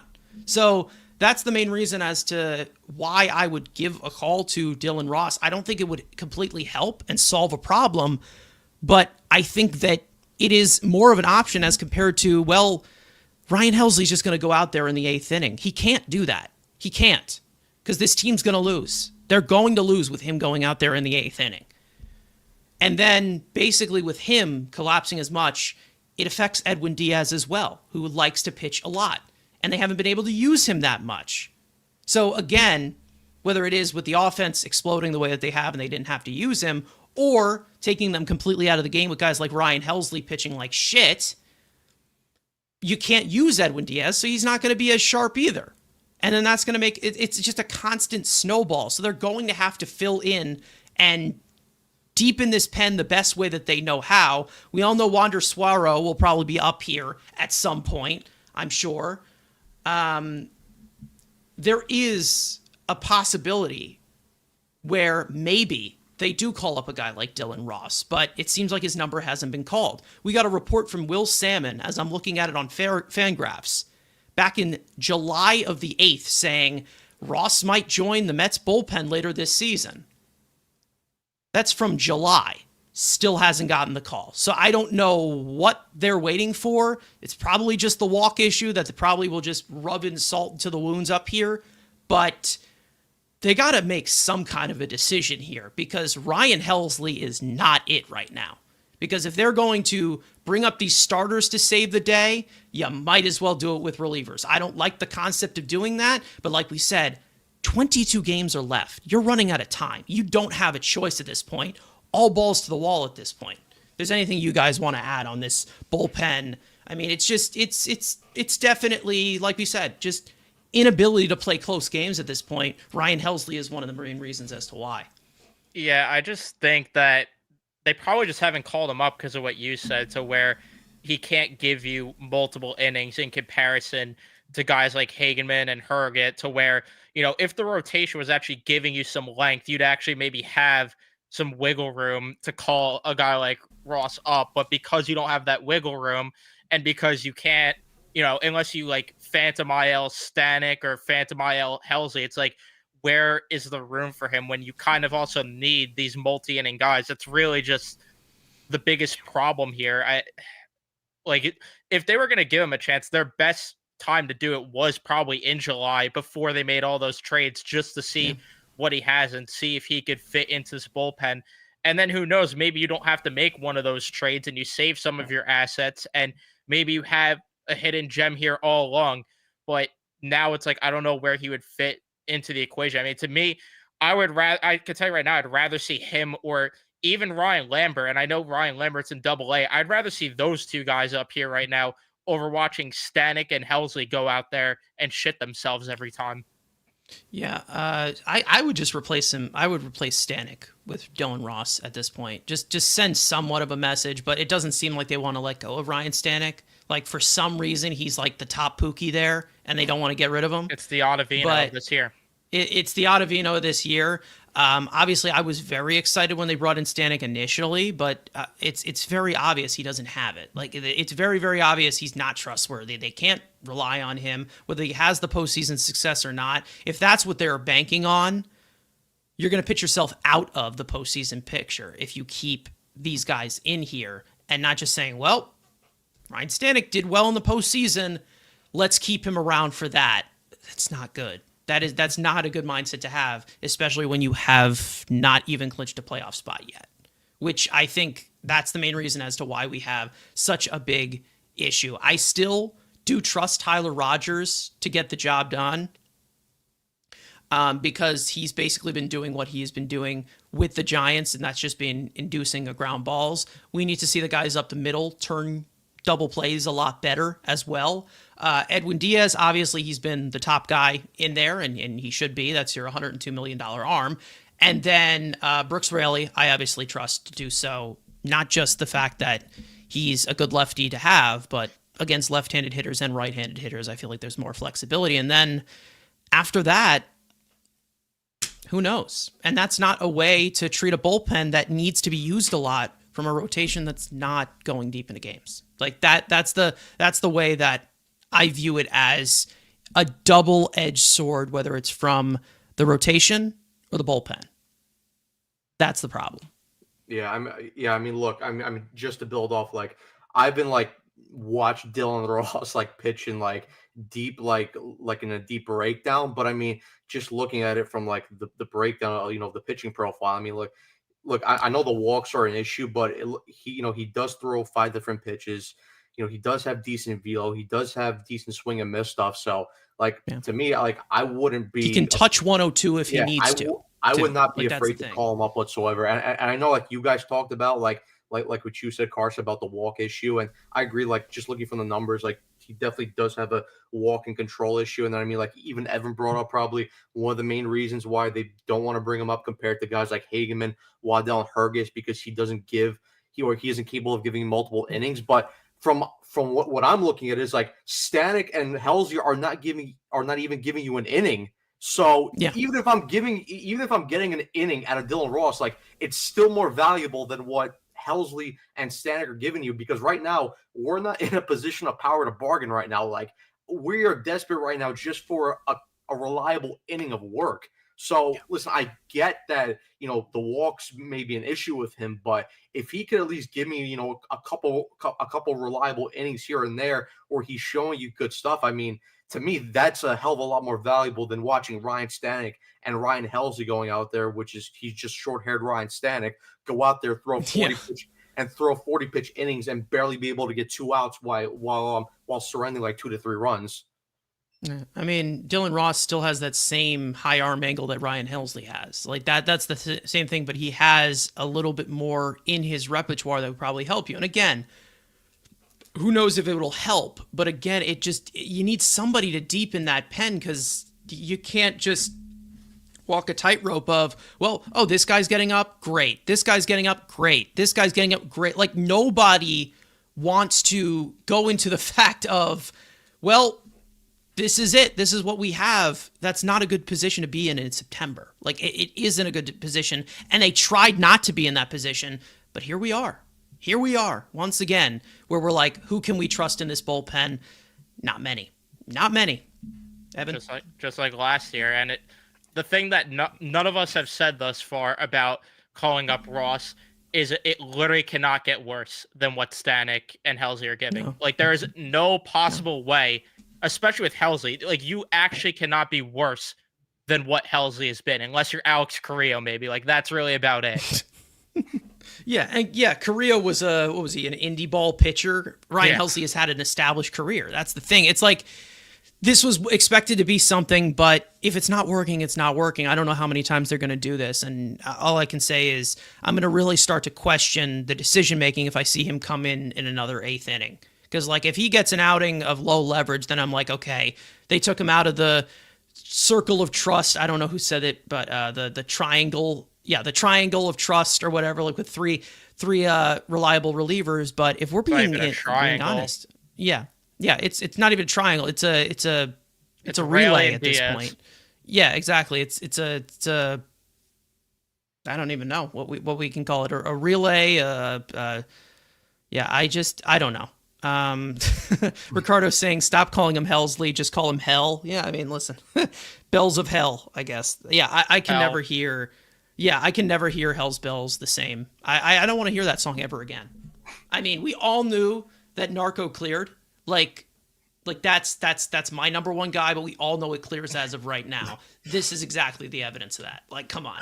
I never want to hear Hell's Bells again. And we all know that, never mind, I'm not going to say that because that's going to set some people off. But anyways, As for some other pitching situations, we did have some news come about uh, Kodai Senga. Obviously, we know that Brandon Sproat is set to make his minor league debut in Game 3 of this series coming up against the Reds, which we will get into as well. But we also know that Kodai Senga has been kind of put into this TBD bubble as of right now for the next 48 hours. We don't know what the decision is. It looks like likely they will be optioning him down to AAA. We know that since he came back from the injury, he is not, I mean, everything has been going wrong for him. Like nothing has been, nothing has been coming up good for him, not going deep into games. He hasn't been good. And it's very easy to say that he's been one of the biggest liabilities in the second half. And it's very easy. We can talk about Minaya, obviously a different situation, but Kodai Senga, when we expected him after the good first half he had before getting injured, we expected him to be a lot better, and we are just seeing every single thing go wrong for him. Now, I don't know what the best situation would be for him. They obviously need to get his consent to send him down, but I don't know what other options they have at this point because they already covered his spot. So I'm going to guess maybe they sent him down to AAA. Very weird situation from a guy who we saw as our best starter to start off the year. But Matt, I'll go to you, obviously. Senga, it's been very difficult, obviously, to get things consistently out of him because considering the accommodations you have to make for him. But would you say that it's best to just send him down to AAA and let him just figure this out? Or do you think there's another way they can look at it with, extra spots, I guess, on the roster right now in September? I don't know. I really don't know how they address this because it's a very fragile situation, a very different situation from the usual pitchers. Yeah, I mean, listen, with the Senga thing, I mean, it's clear that ever since he's come back off the IL, he's been flat out terrible. And look, I think for me, there's two ways you can handle the Senga situation. Either one, he goes in the IL because I think a part of it, I still don't think he's fully healthy. Or two, which I agree with, you let him go down to AAA and let him figure it out. Because even like we know from Senga that again, like he's said this multiple times through quotes throughout his short tenure of being a Met. He always talks about how he's a perfectionist to where in order for him to pitch at the best possibility he can to, it's like every single thing needs to be perfect. And even the last start, he came out and he said, after he got beat up by the Marlins, and he said his body does not feel right. And that's something that we saw even, when the Mets kind of rushed him back a little bit for the playoffs, and we saw him kind of struggle a little bit against Philly. And then, when we saw him, get absolutely torched by the Dodgers in Game 1 of the NLCS, like at that point, we clearly saw that his mechanics were not to his full optimum point of view. And then he was still kind of not fully healthy at that point. So for me, it's like you can't afford to keep throwing him out there if those two, key points are currently, where they're at this point. So for me, like I said, go down to AAA, figure out, whatever's kind of up with the mechanics, try to work through that. And if you still are struggling down there, then it's clear that, okay, maybe he just needs to go on the IL and just, finish off the season, through injury, because his stuff is just flat out not good right now. Like we all know that Senga's number one pitch and his best pitch, the pitch that he gets the most swings and misses off is the forkball, the ghost fork. He's not getting any swings and misses on that. His fastball is struggling. His cutter hasn't been as good. He's hanging sweepers over the plate. So like I say, it's at a point right now where there's only really two things you can do with Senga, and keep throwing him out there on the mound at the major league level. It's just it's not sustainable because he's going to go out there and he's going to keep on, getting torched and lit up start after start. And it's kind of like a thing like I know Evan brought this up during the post game where Senga got destroyed, and he was saying, is it an injury thing? Is it maybe that the league is starting to finally catch up and adjust to him?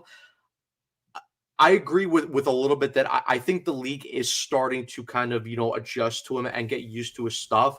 I don't think that's fully it though, just because I don't believe you don't go from being a dominant starter and seeing him putting up the type of numbers that we saw him at the start of the year to being a totally, unpitchable pitcher. Like I think Senga was due for a little bit of a regression at some point.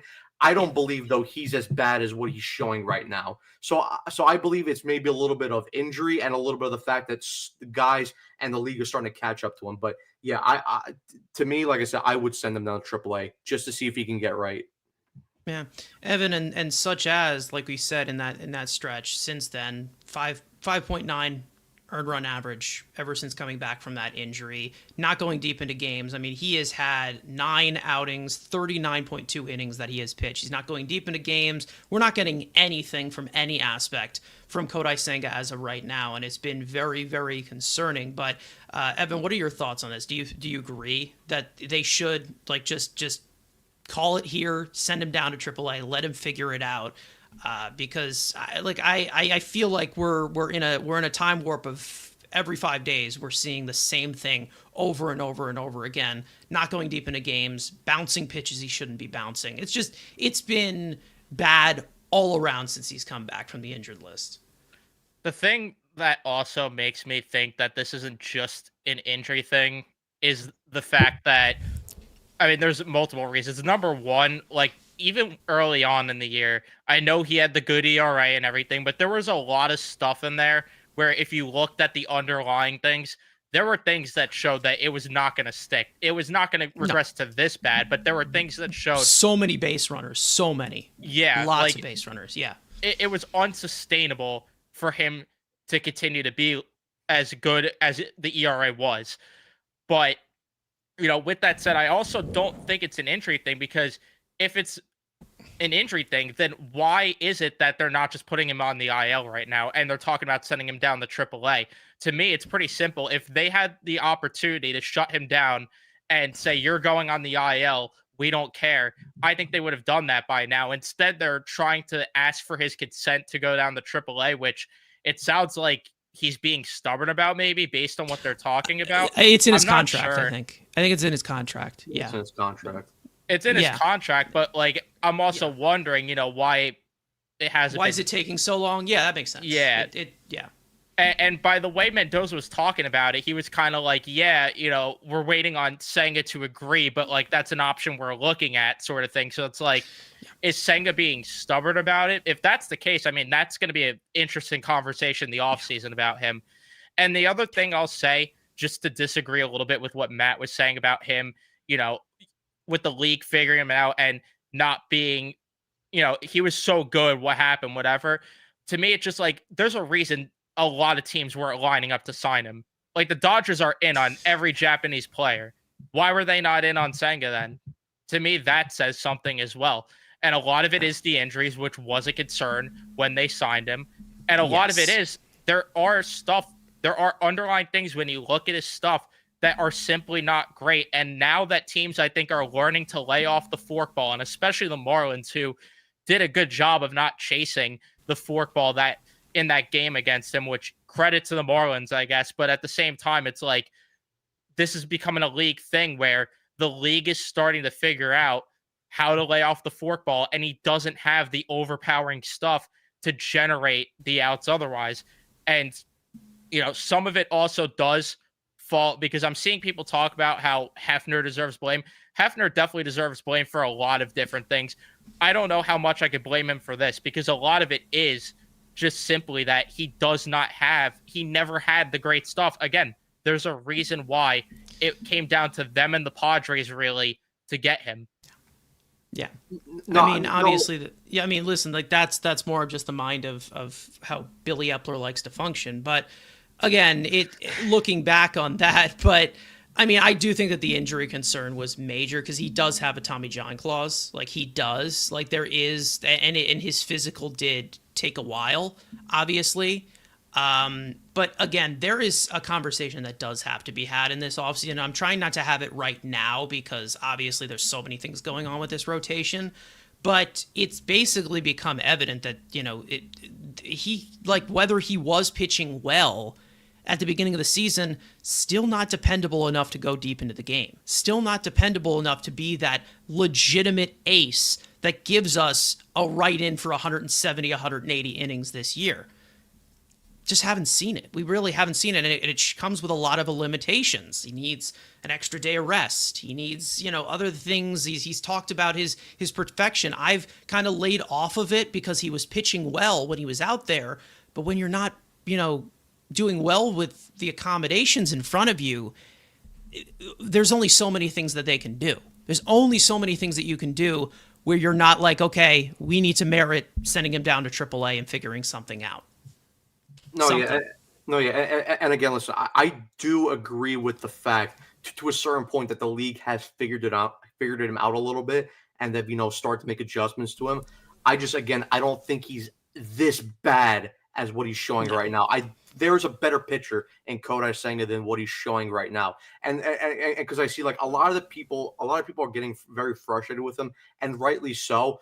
But because we've obviously heard the conversation over the past couple of years, that Senga is the ace of this rotation. He's the Mets' best pitcher, and I think listen, technically he is the Mets' best pitcher, but I think that's more due to circumstance than him actually being a quote unquote ace. Because really, let's look at the facts and let's look at the context of Kodai Senga.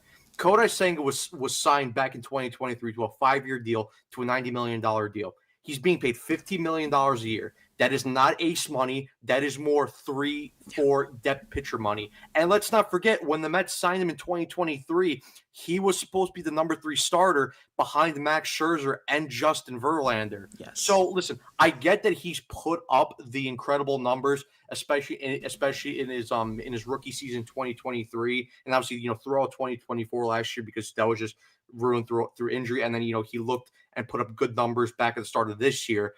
But to me, I never viewed Senga as a quote unquote ace just by looking at the outside context and the fact that also the guy can't pitch on regular rest as well in terms of American Major League Baseball regular rest, because obviously back in Japan they consider regular rest 5 days. So to me, I can't consider you a true ace if you're not being able to go out there and pitch every 4 days.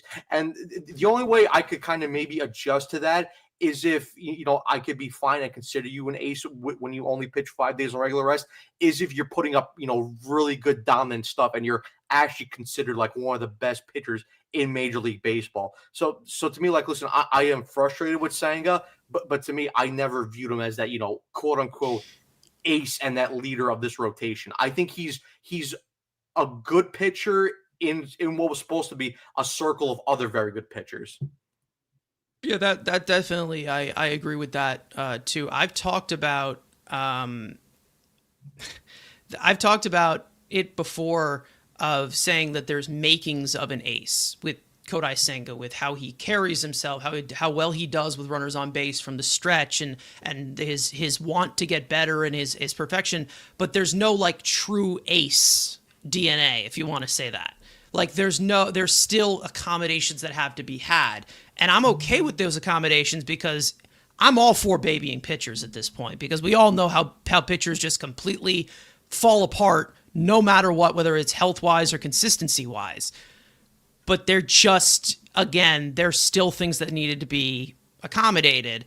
And again, could they be figuring him out? I don't know. One thing I will say is that he doesn't have the best fastball, never has had the best fastball, but he has been able to dial it up to some solid shape.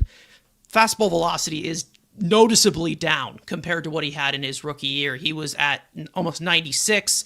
He's below 95 this year in his fastball velocity. So again, it's not just that. We know that the forkball he's had trouble commanding as well. Rest of the pitches bridging over as well. Getting into full counts a lot. We know that if he commands the zone, he can be a very solid pitcher, and he could be a possible contributor on this team. Is he dependable? I don't think he is. I don't think he's dependable. I don't think he's been dependable. And that's the conversation I feel like we're eventually going to have about Kodai Senga of, yes, he has talent. Yes, he's better than this, but is he really worth it? I don't know if he is. I really don't know if he is worth it. And I've been patient with him after the rookie season he had in 2023. It was a lost season. It's whatever. But now this is year 3 of this contract now. And we're still seeing, like, I don't know, he's doing basically the same thing Clay Holmes has been doing. Just laboring through 5 innings and, running full counts, bringing his pitch count up. And we're doing that more for a guy who's been a starter for his entire career compared to somebody like Clay Holmes, who's doing this for the first year of his career. And that's the thing. I think there's makings of an ace, but a lot of things need to be put together for him to succeed. And it has been the complete opposite recently. Just been really, really bad. Yeah, I mean, we'll get into deeper conversations in the offseason, but like I already know my answer about, if they have the opportunity in the offseason to move him. To me, it's not even a question because, I'm not sitting here. He's not demanding to be on extra rest, but it's the fact that he's not great enough on the extra rest, but you have to put him on extra rest because he's somehow even worse on regular rest. So yes, exactly. You literally cannot put him out there on regular rest, which was another thing that I questioned, where it's like, you have a chance to win the division here potentially. Why are you throwing him out there to begin with on regular rest? To me, that was also head scratching when they did that recently. So to me, like, I don't know, like, it's just such a headache to deal with, like some of the people are saying in the chat. And I don't sit here and fault him entirely for it. Like, some of it's out of his control. I don't fault him for the injuries. I don't fault him for the extra rest thing because he just simply needs it. But it is at the same time fair to say it's a headache to deal with, to where this team needs to reshape the rotation the offseason. We'll talk about that on a deeper level when it, comes down to it, to where I don't know if this is worth putting up with anymore. Yeah, I don't know if it is either, especially when you have, some young guys that maybe you think could be contributing as well.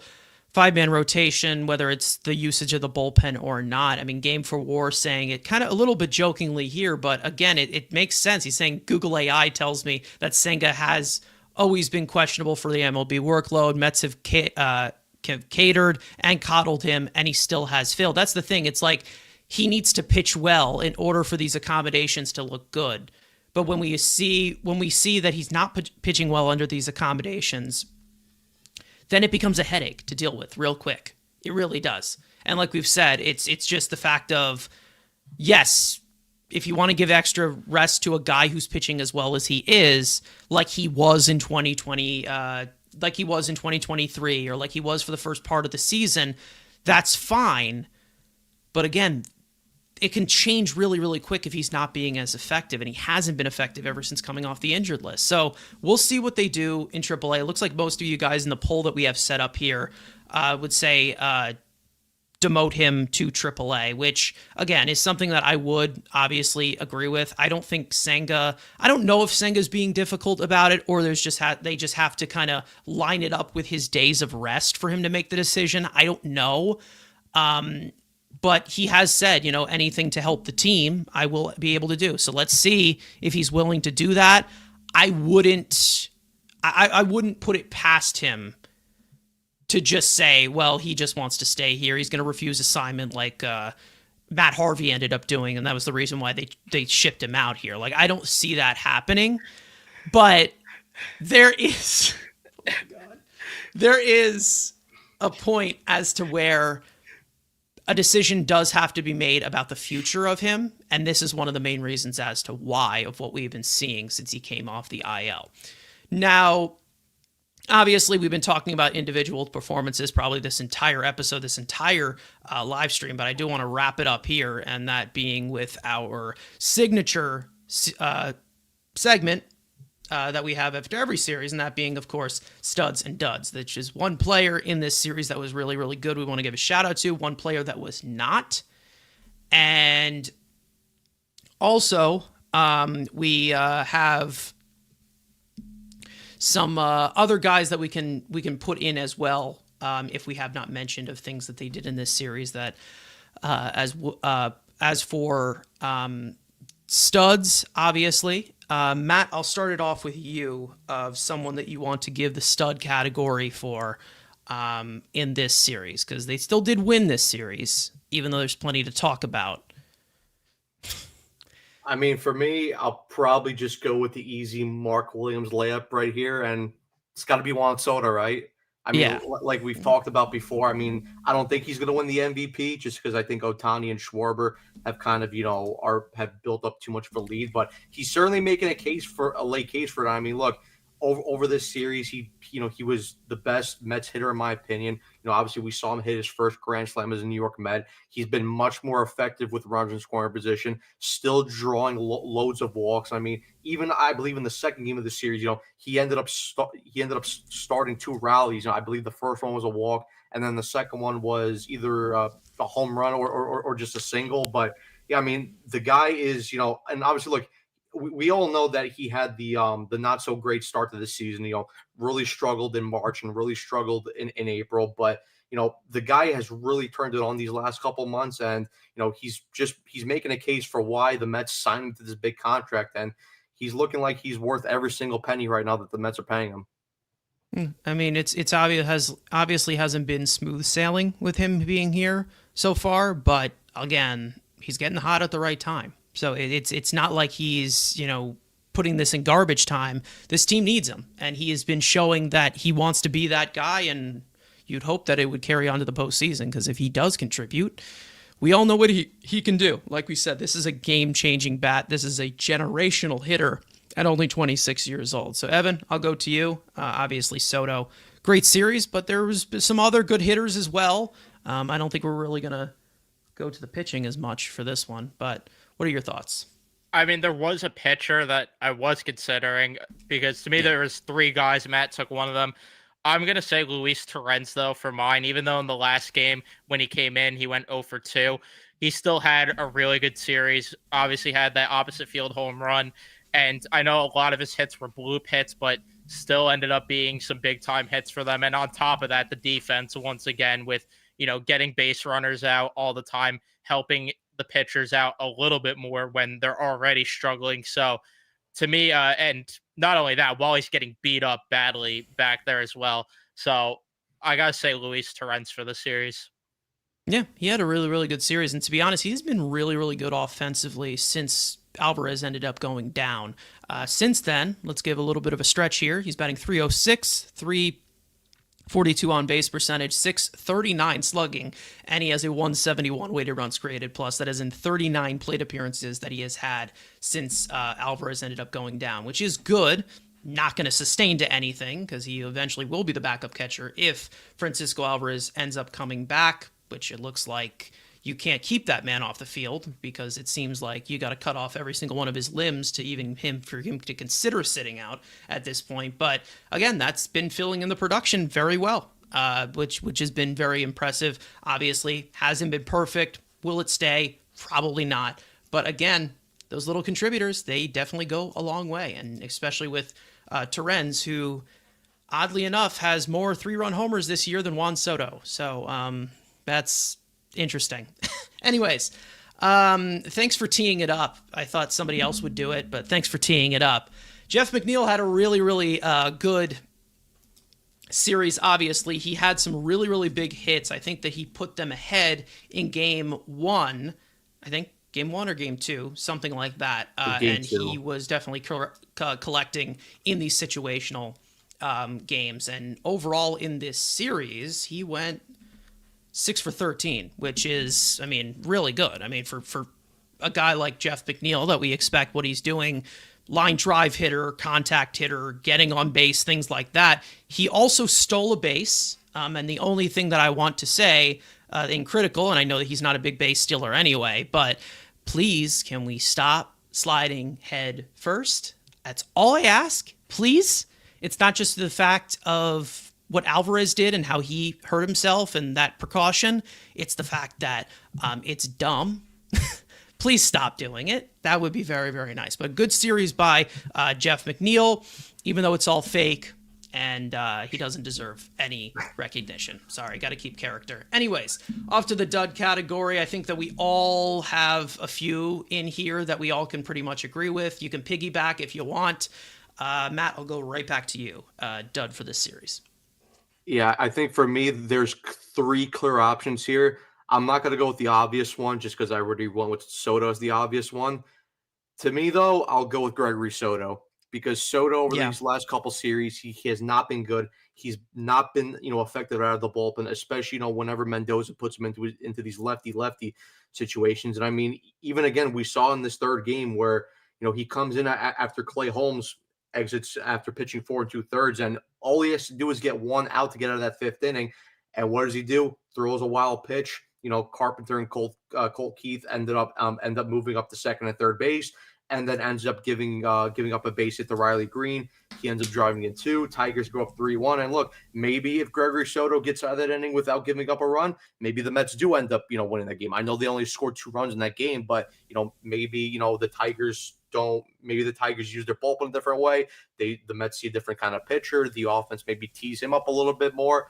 And maybe the whole situation just ends up going different. The Mets end up sweeping the series. Obviously we don't know that because Soto comes in, like I said, gives up the 2 runs. But yeah, Gregory Soto has not been the effective at all. Ever since his first couple games that he came out of the bullpen for this Mets team.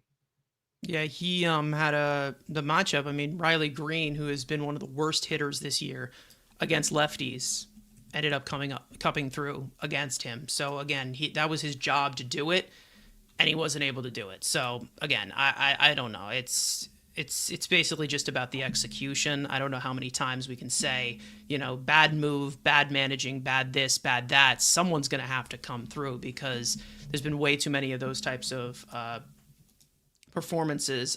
Evan, you got a dud for this series?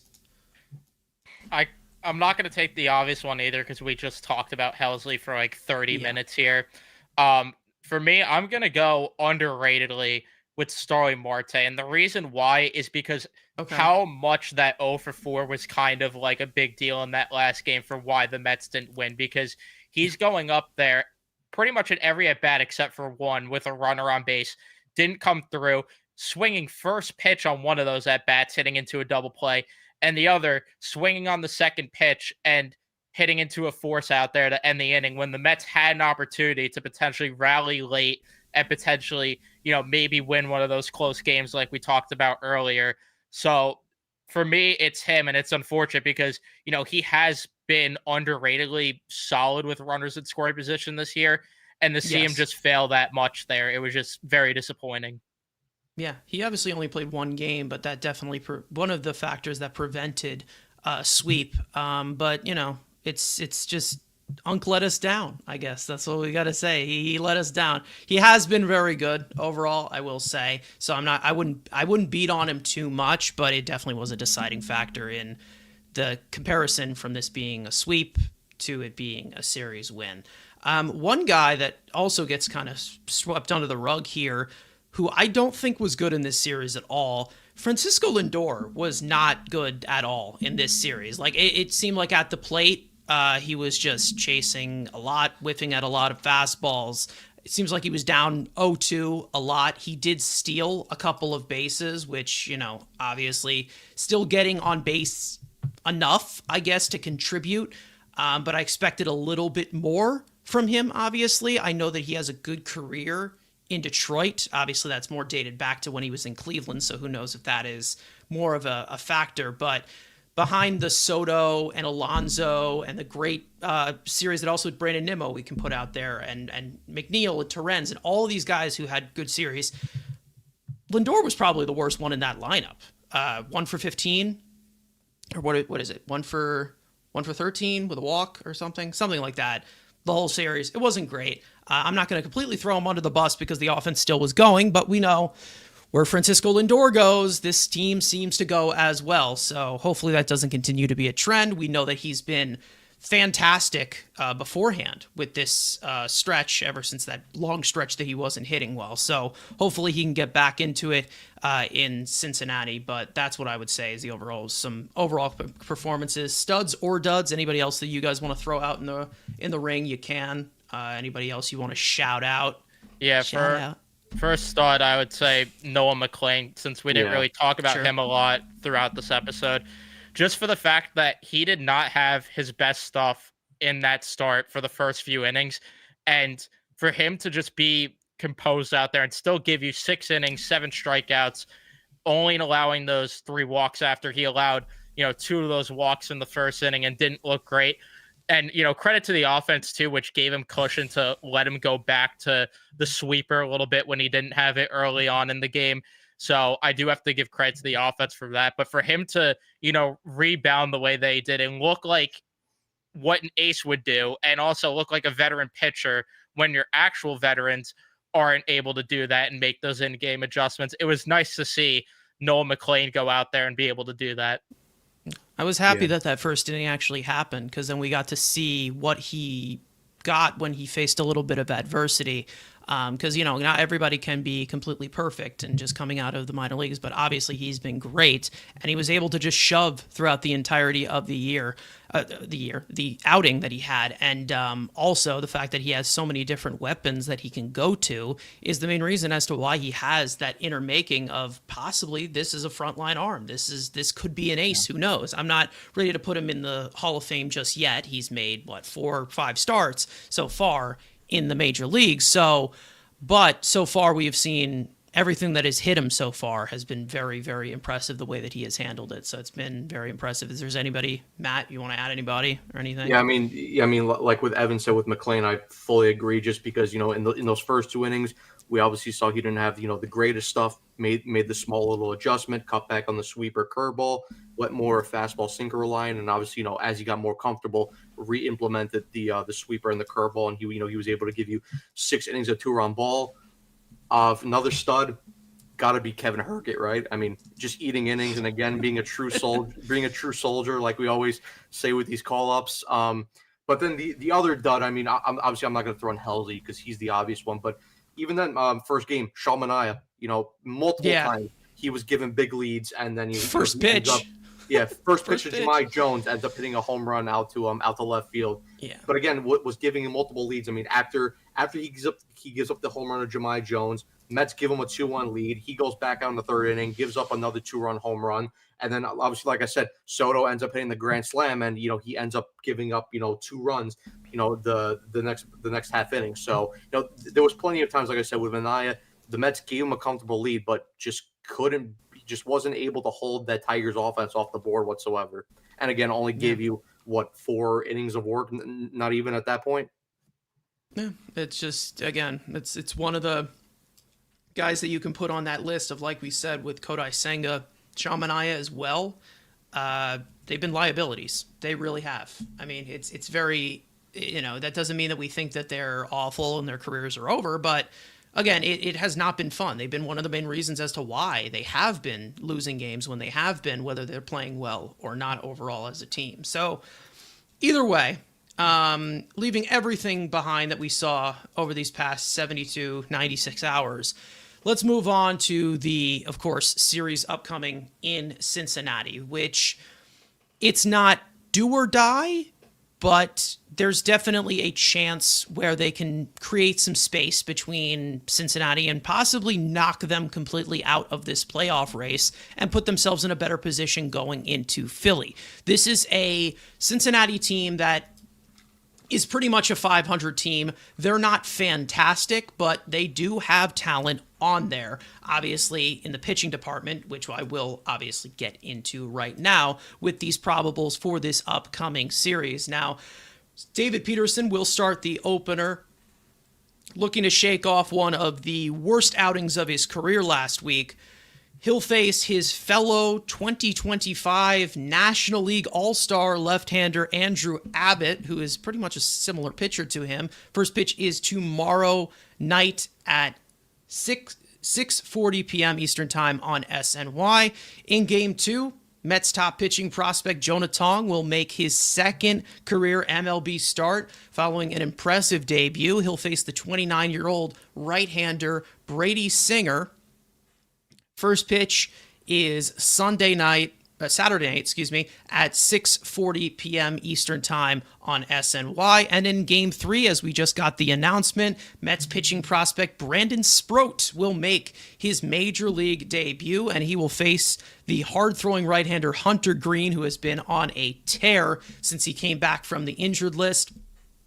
First pitch is Sunday afternoon at 1:40 p.m. Eastern Time on Pix 11. So, obviously, some interesting pitching matchups, a decent amount of youth too. Some young guys out there that are going to be on showcase. Obviously, we are excited to see what Brandon Sproat can do for us. Obviously, after a very up and down season in the minor leagues, and then Jonah Tong, of course, and then hopefully David Peterson can results man himself once again.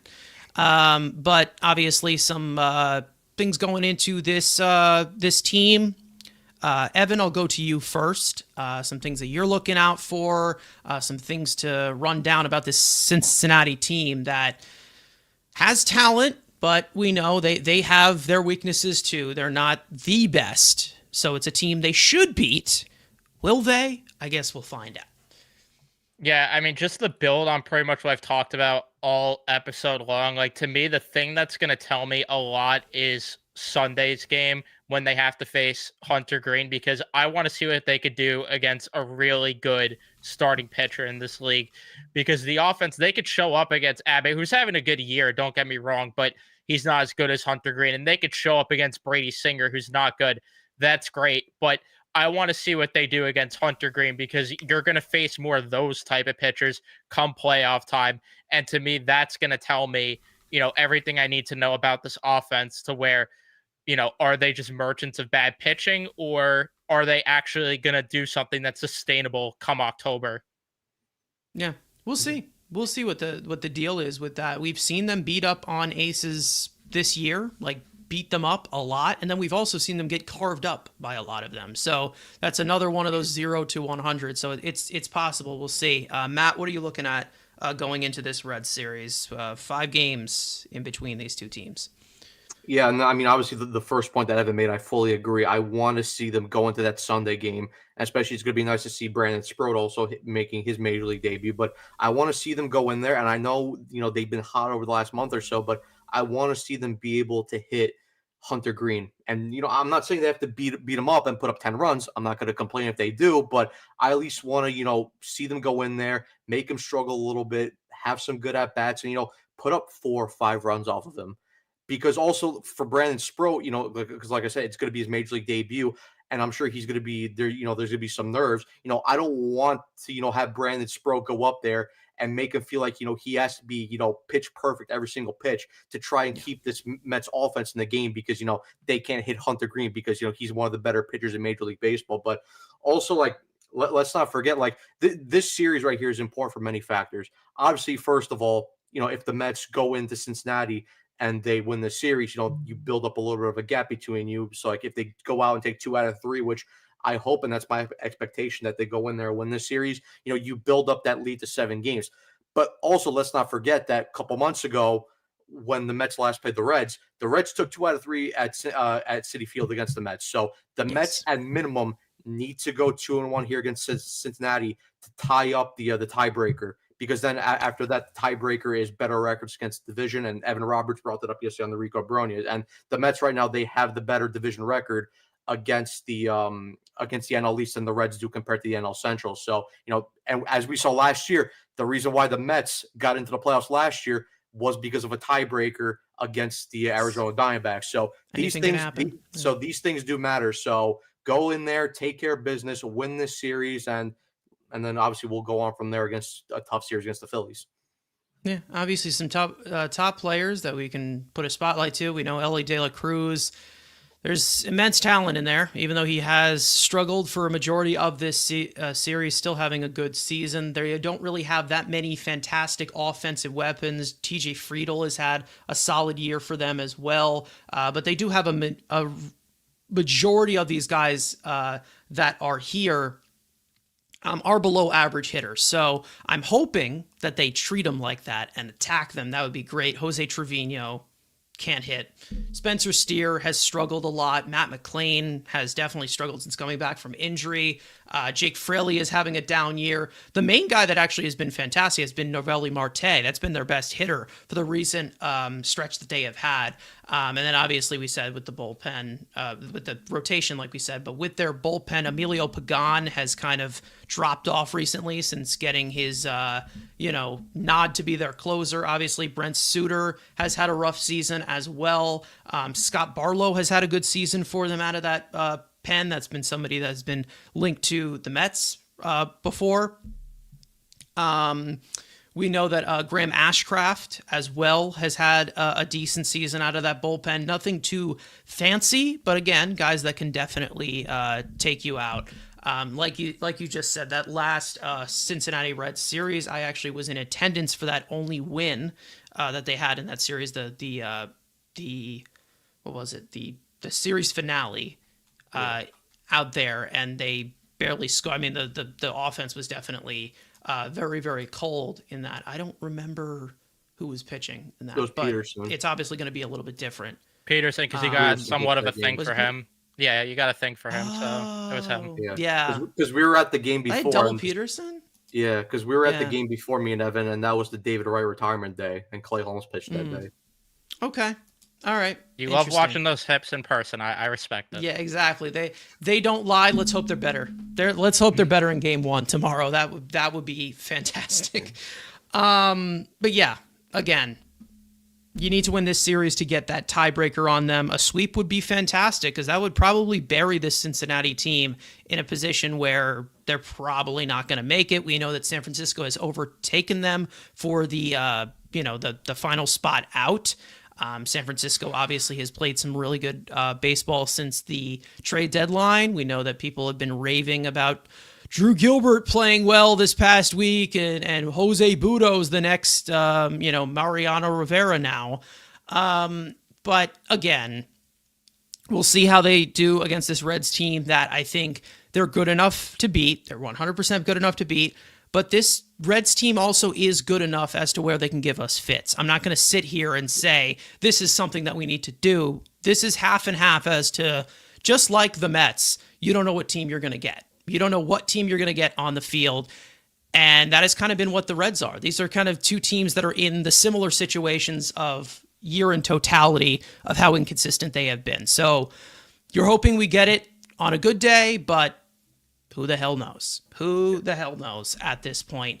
But they have an opportunity to bury this Reds team and then also go into Philadelphia for a very crucial series that will likely determine what's going to be what direction this division is going to go. So we'll see. We will see. Hopefully the Mets don't make it worse for themselves. We've seen them do it before. But last thing before we go here, some players to watch, obviously on the Mets side, as we did the rundown of this Reds team. Some players to watch, some players that you're putting a spotlight on. Matt, I'll go to you first. What do you think? Who are you looking out for? Either on numbers or vibes, doesn't really matter. I mean, obviously, I think on the Mets side, obviously, looking at all the starting pitchers the Mets have lined up, I think those are the guys that I'm really interested to see because obviously, like I said, Sproat's making his major league debut. Obviously, want to see how he pitches.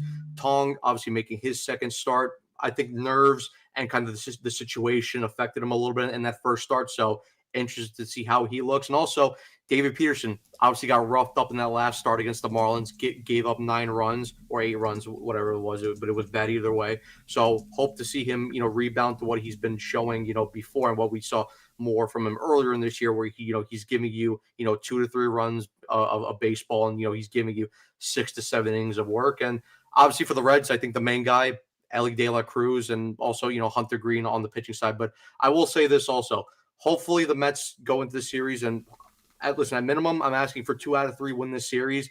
But if at any point in this series I see Ryan Helsley come up against Ellie De La Cruz, unless the Mets are up by 10 runs, I'm shutting off my TV. I am not watching that at that. TV off. Yeah. Evan, if there's anybody else you want to put into the guys you're putting a spotlight on? My main one is really just David Peterson. Like, I need to see a bounce back performance because it was really inexcusable his last outing, and he hasn't been good enough as of lately. Like, blowing that 6-run lead against the Braves as well was just completely inexcusable.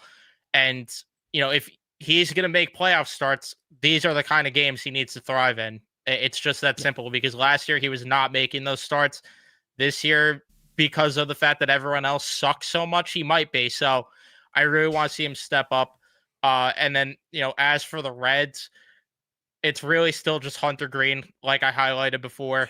And I just want to see this offense be able to hopefully not necessarily carve him up, because, I'm not expecting that, but at least beat him up a little bit and show me something. Yeah, I believe this is one of the highest ground ball rate teams in the league. So David Peterson, yes. Oh, yes. They're one of the highest ground ball rate teams in the league. So David Peterson, the keys are yours. You're going to have to figure this out. Either way, I also, obviously, this more has to do with Ellie De La Cruz and the athleticism of this team.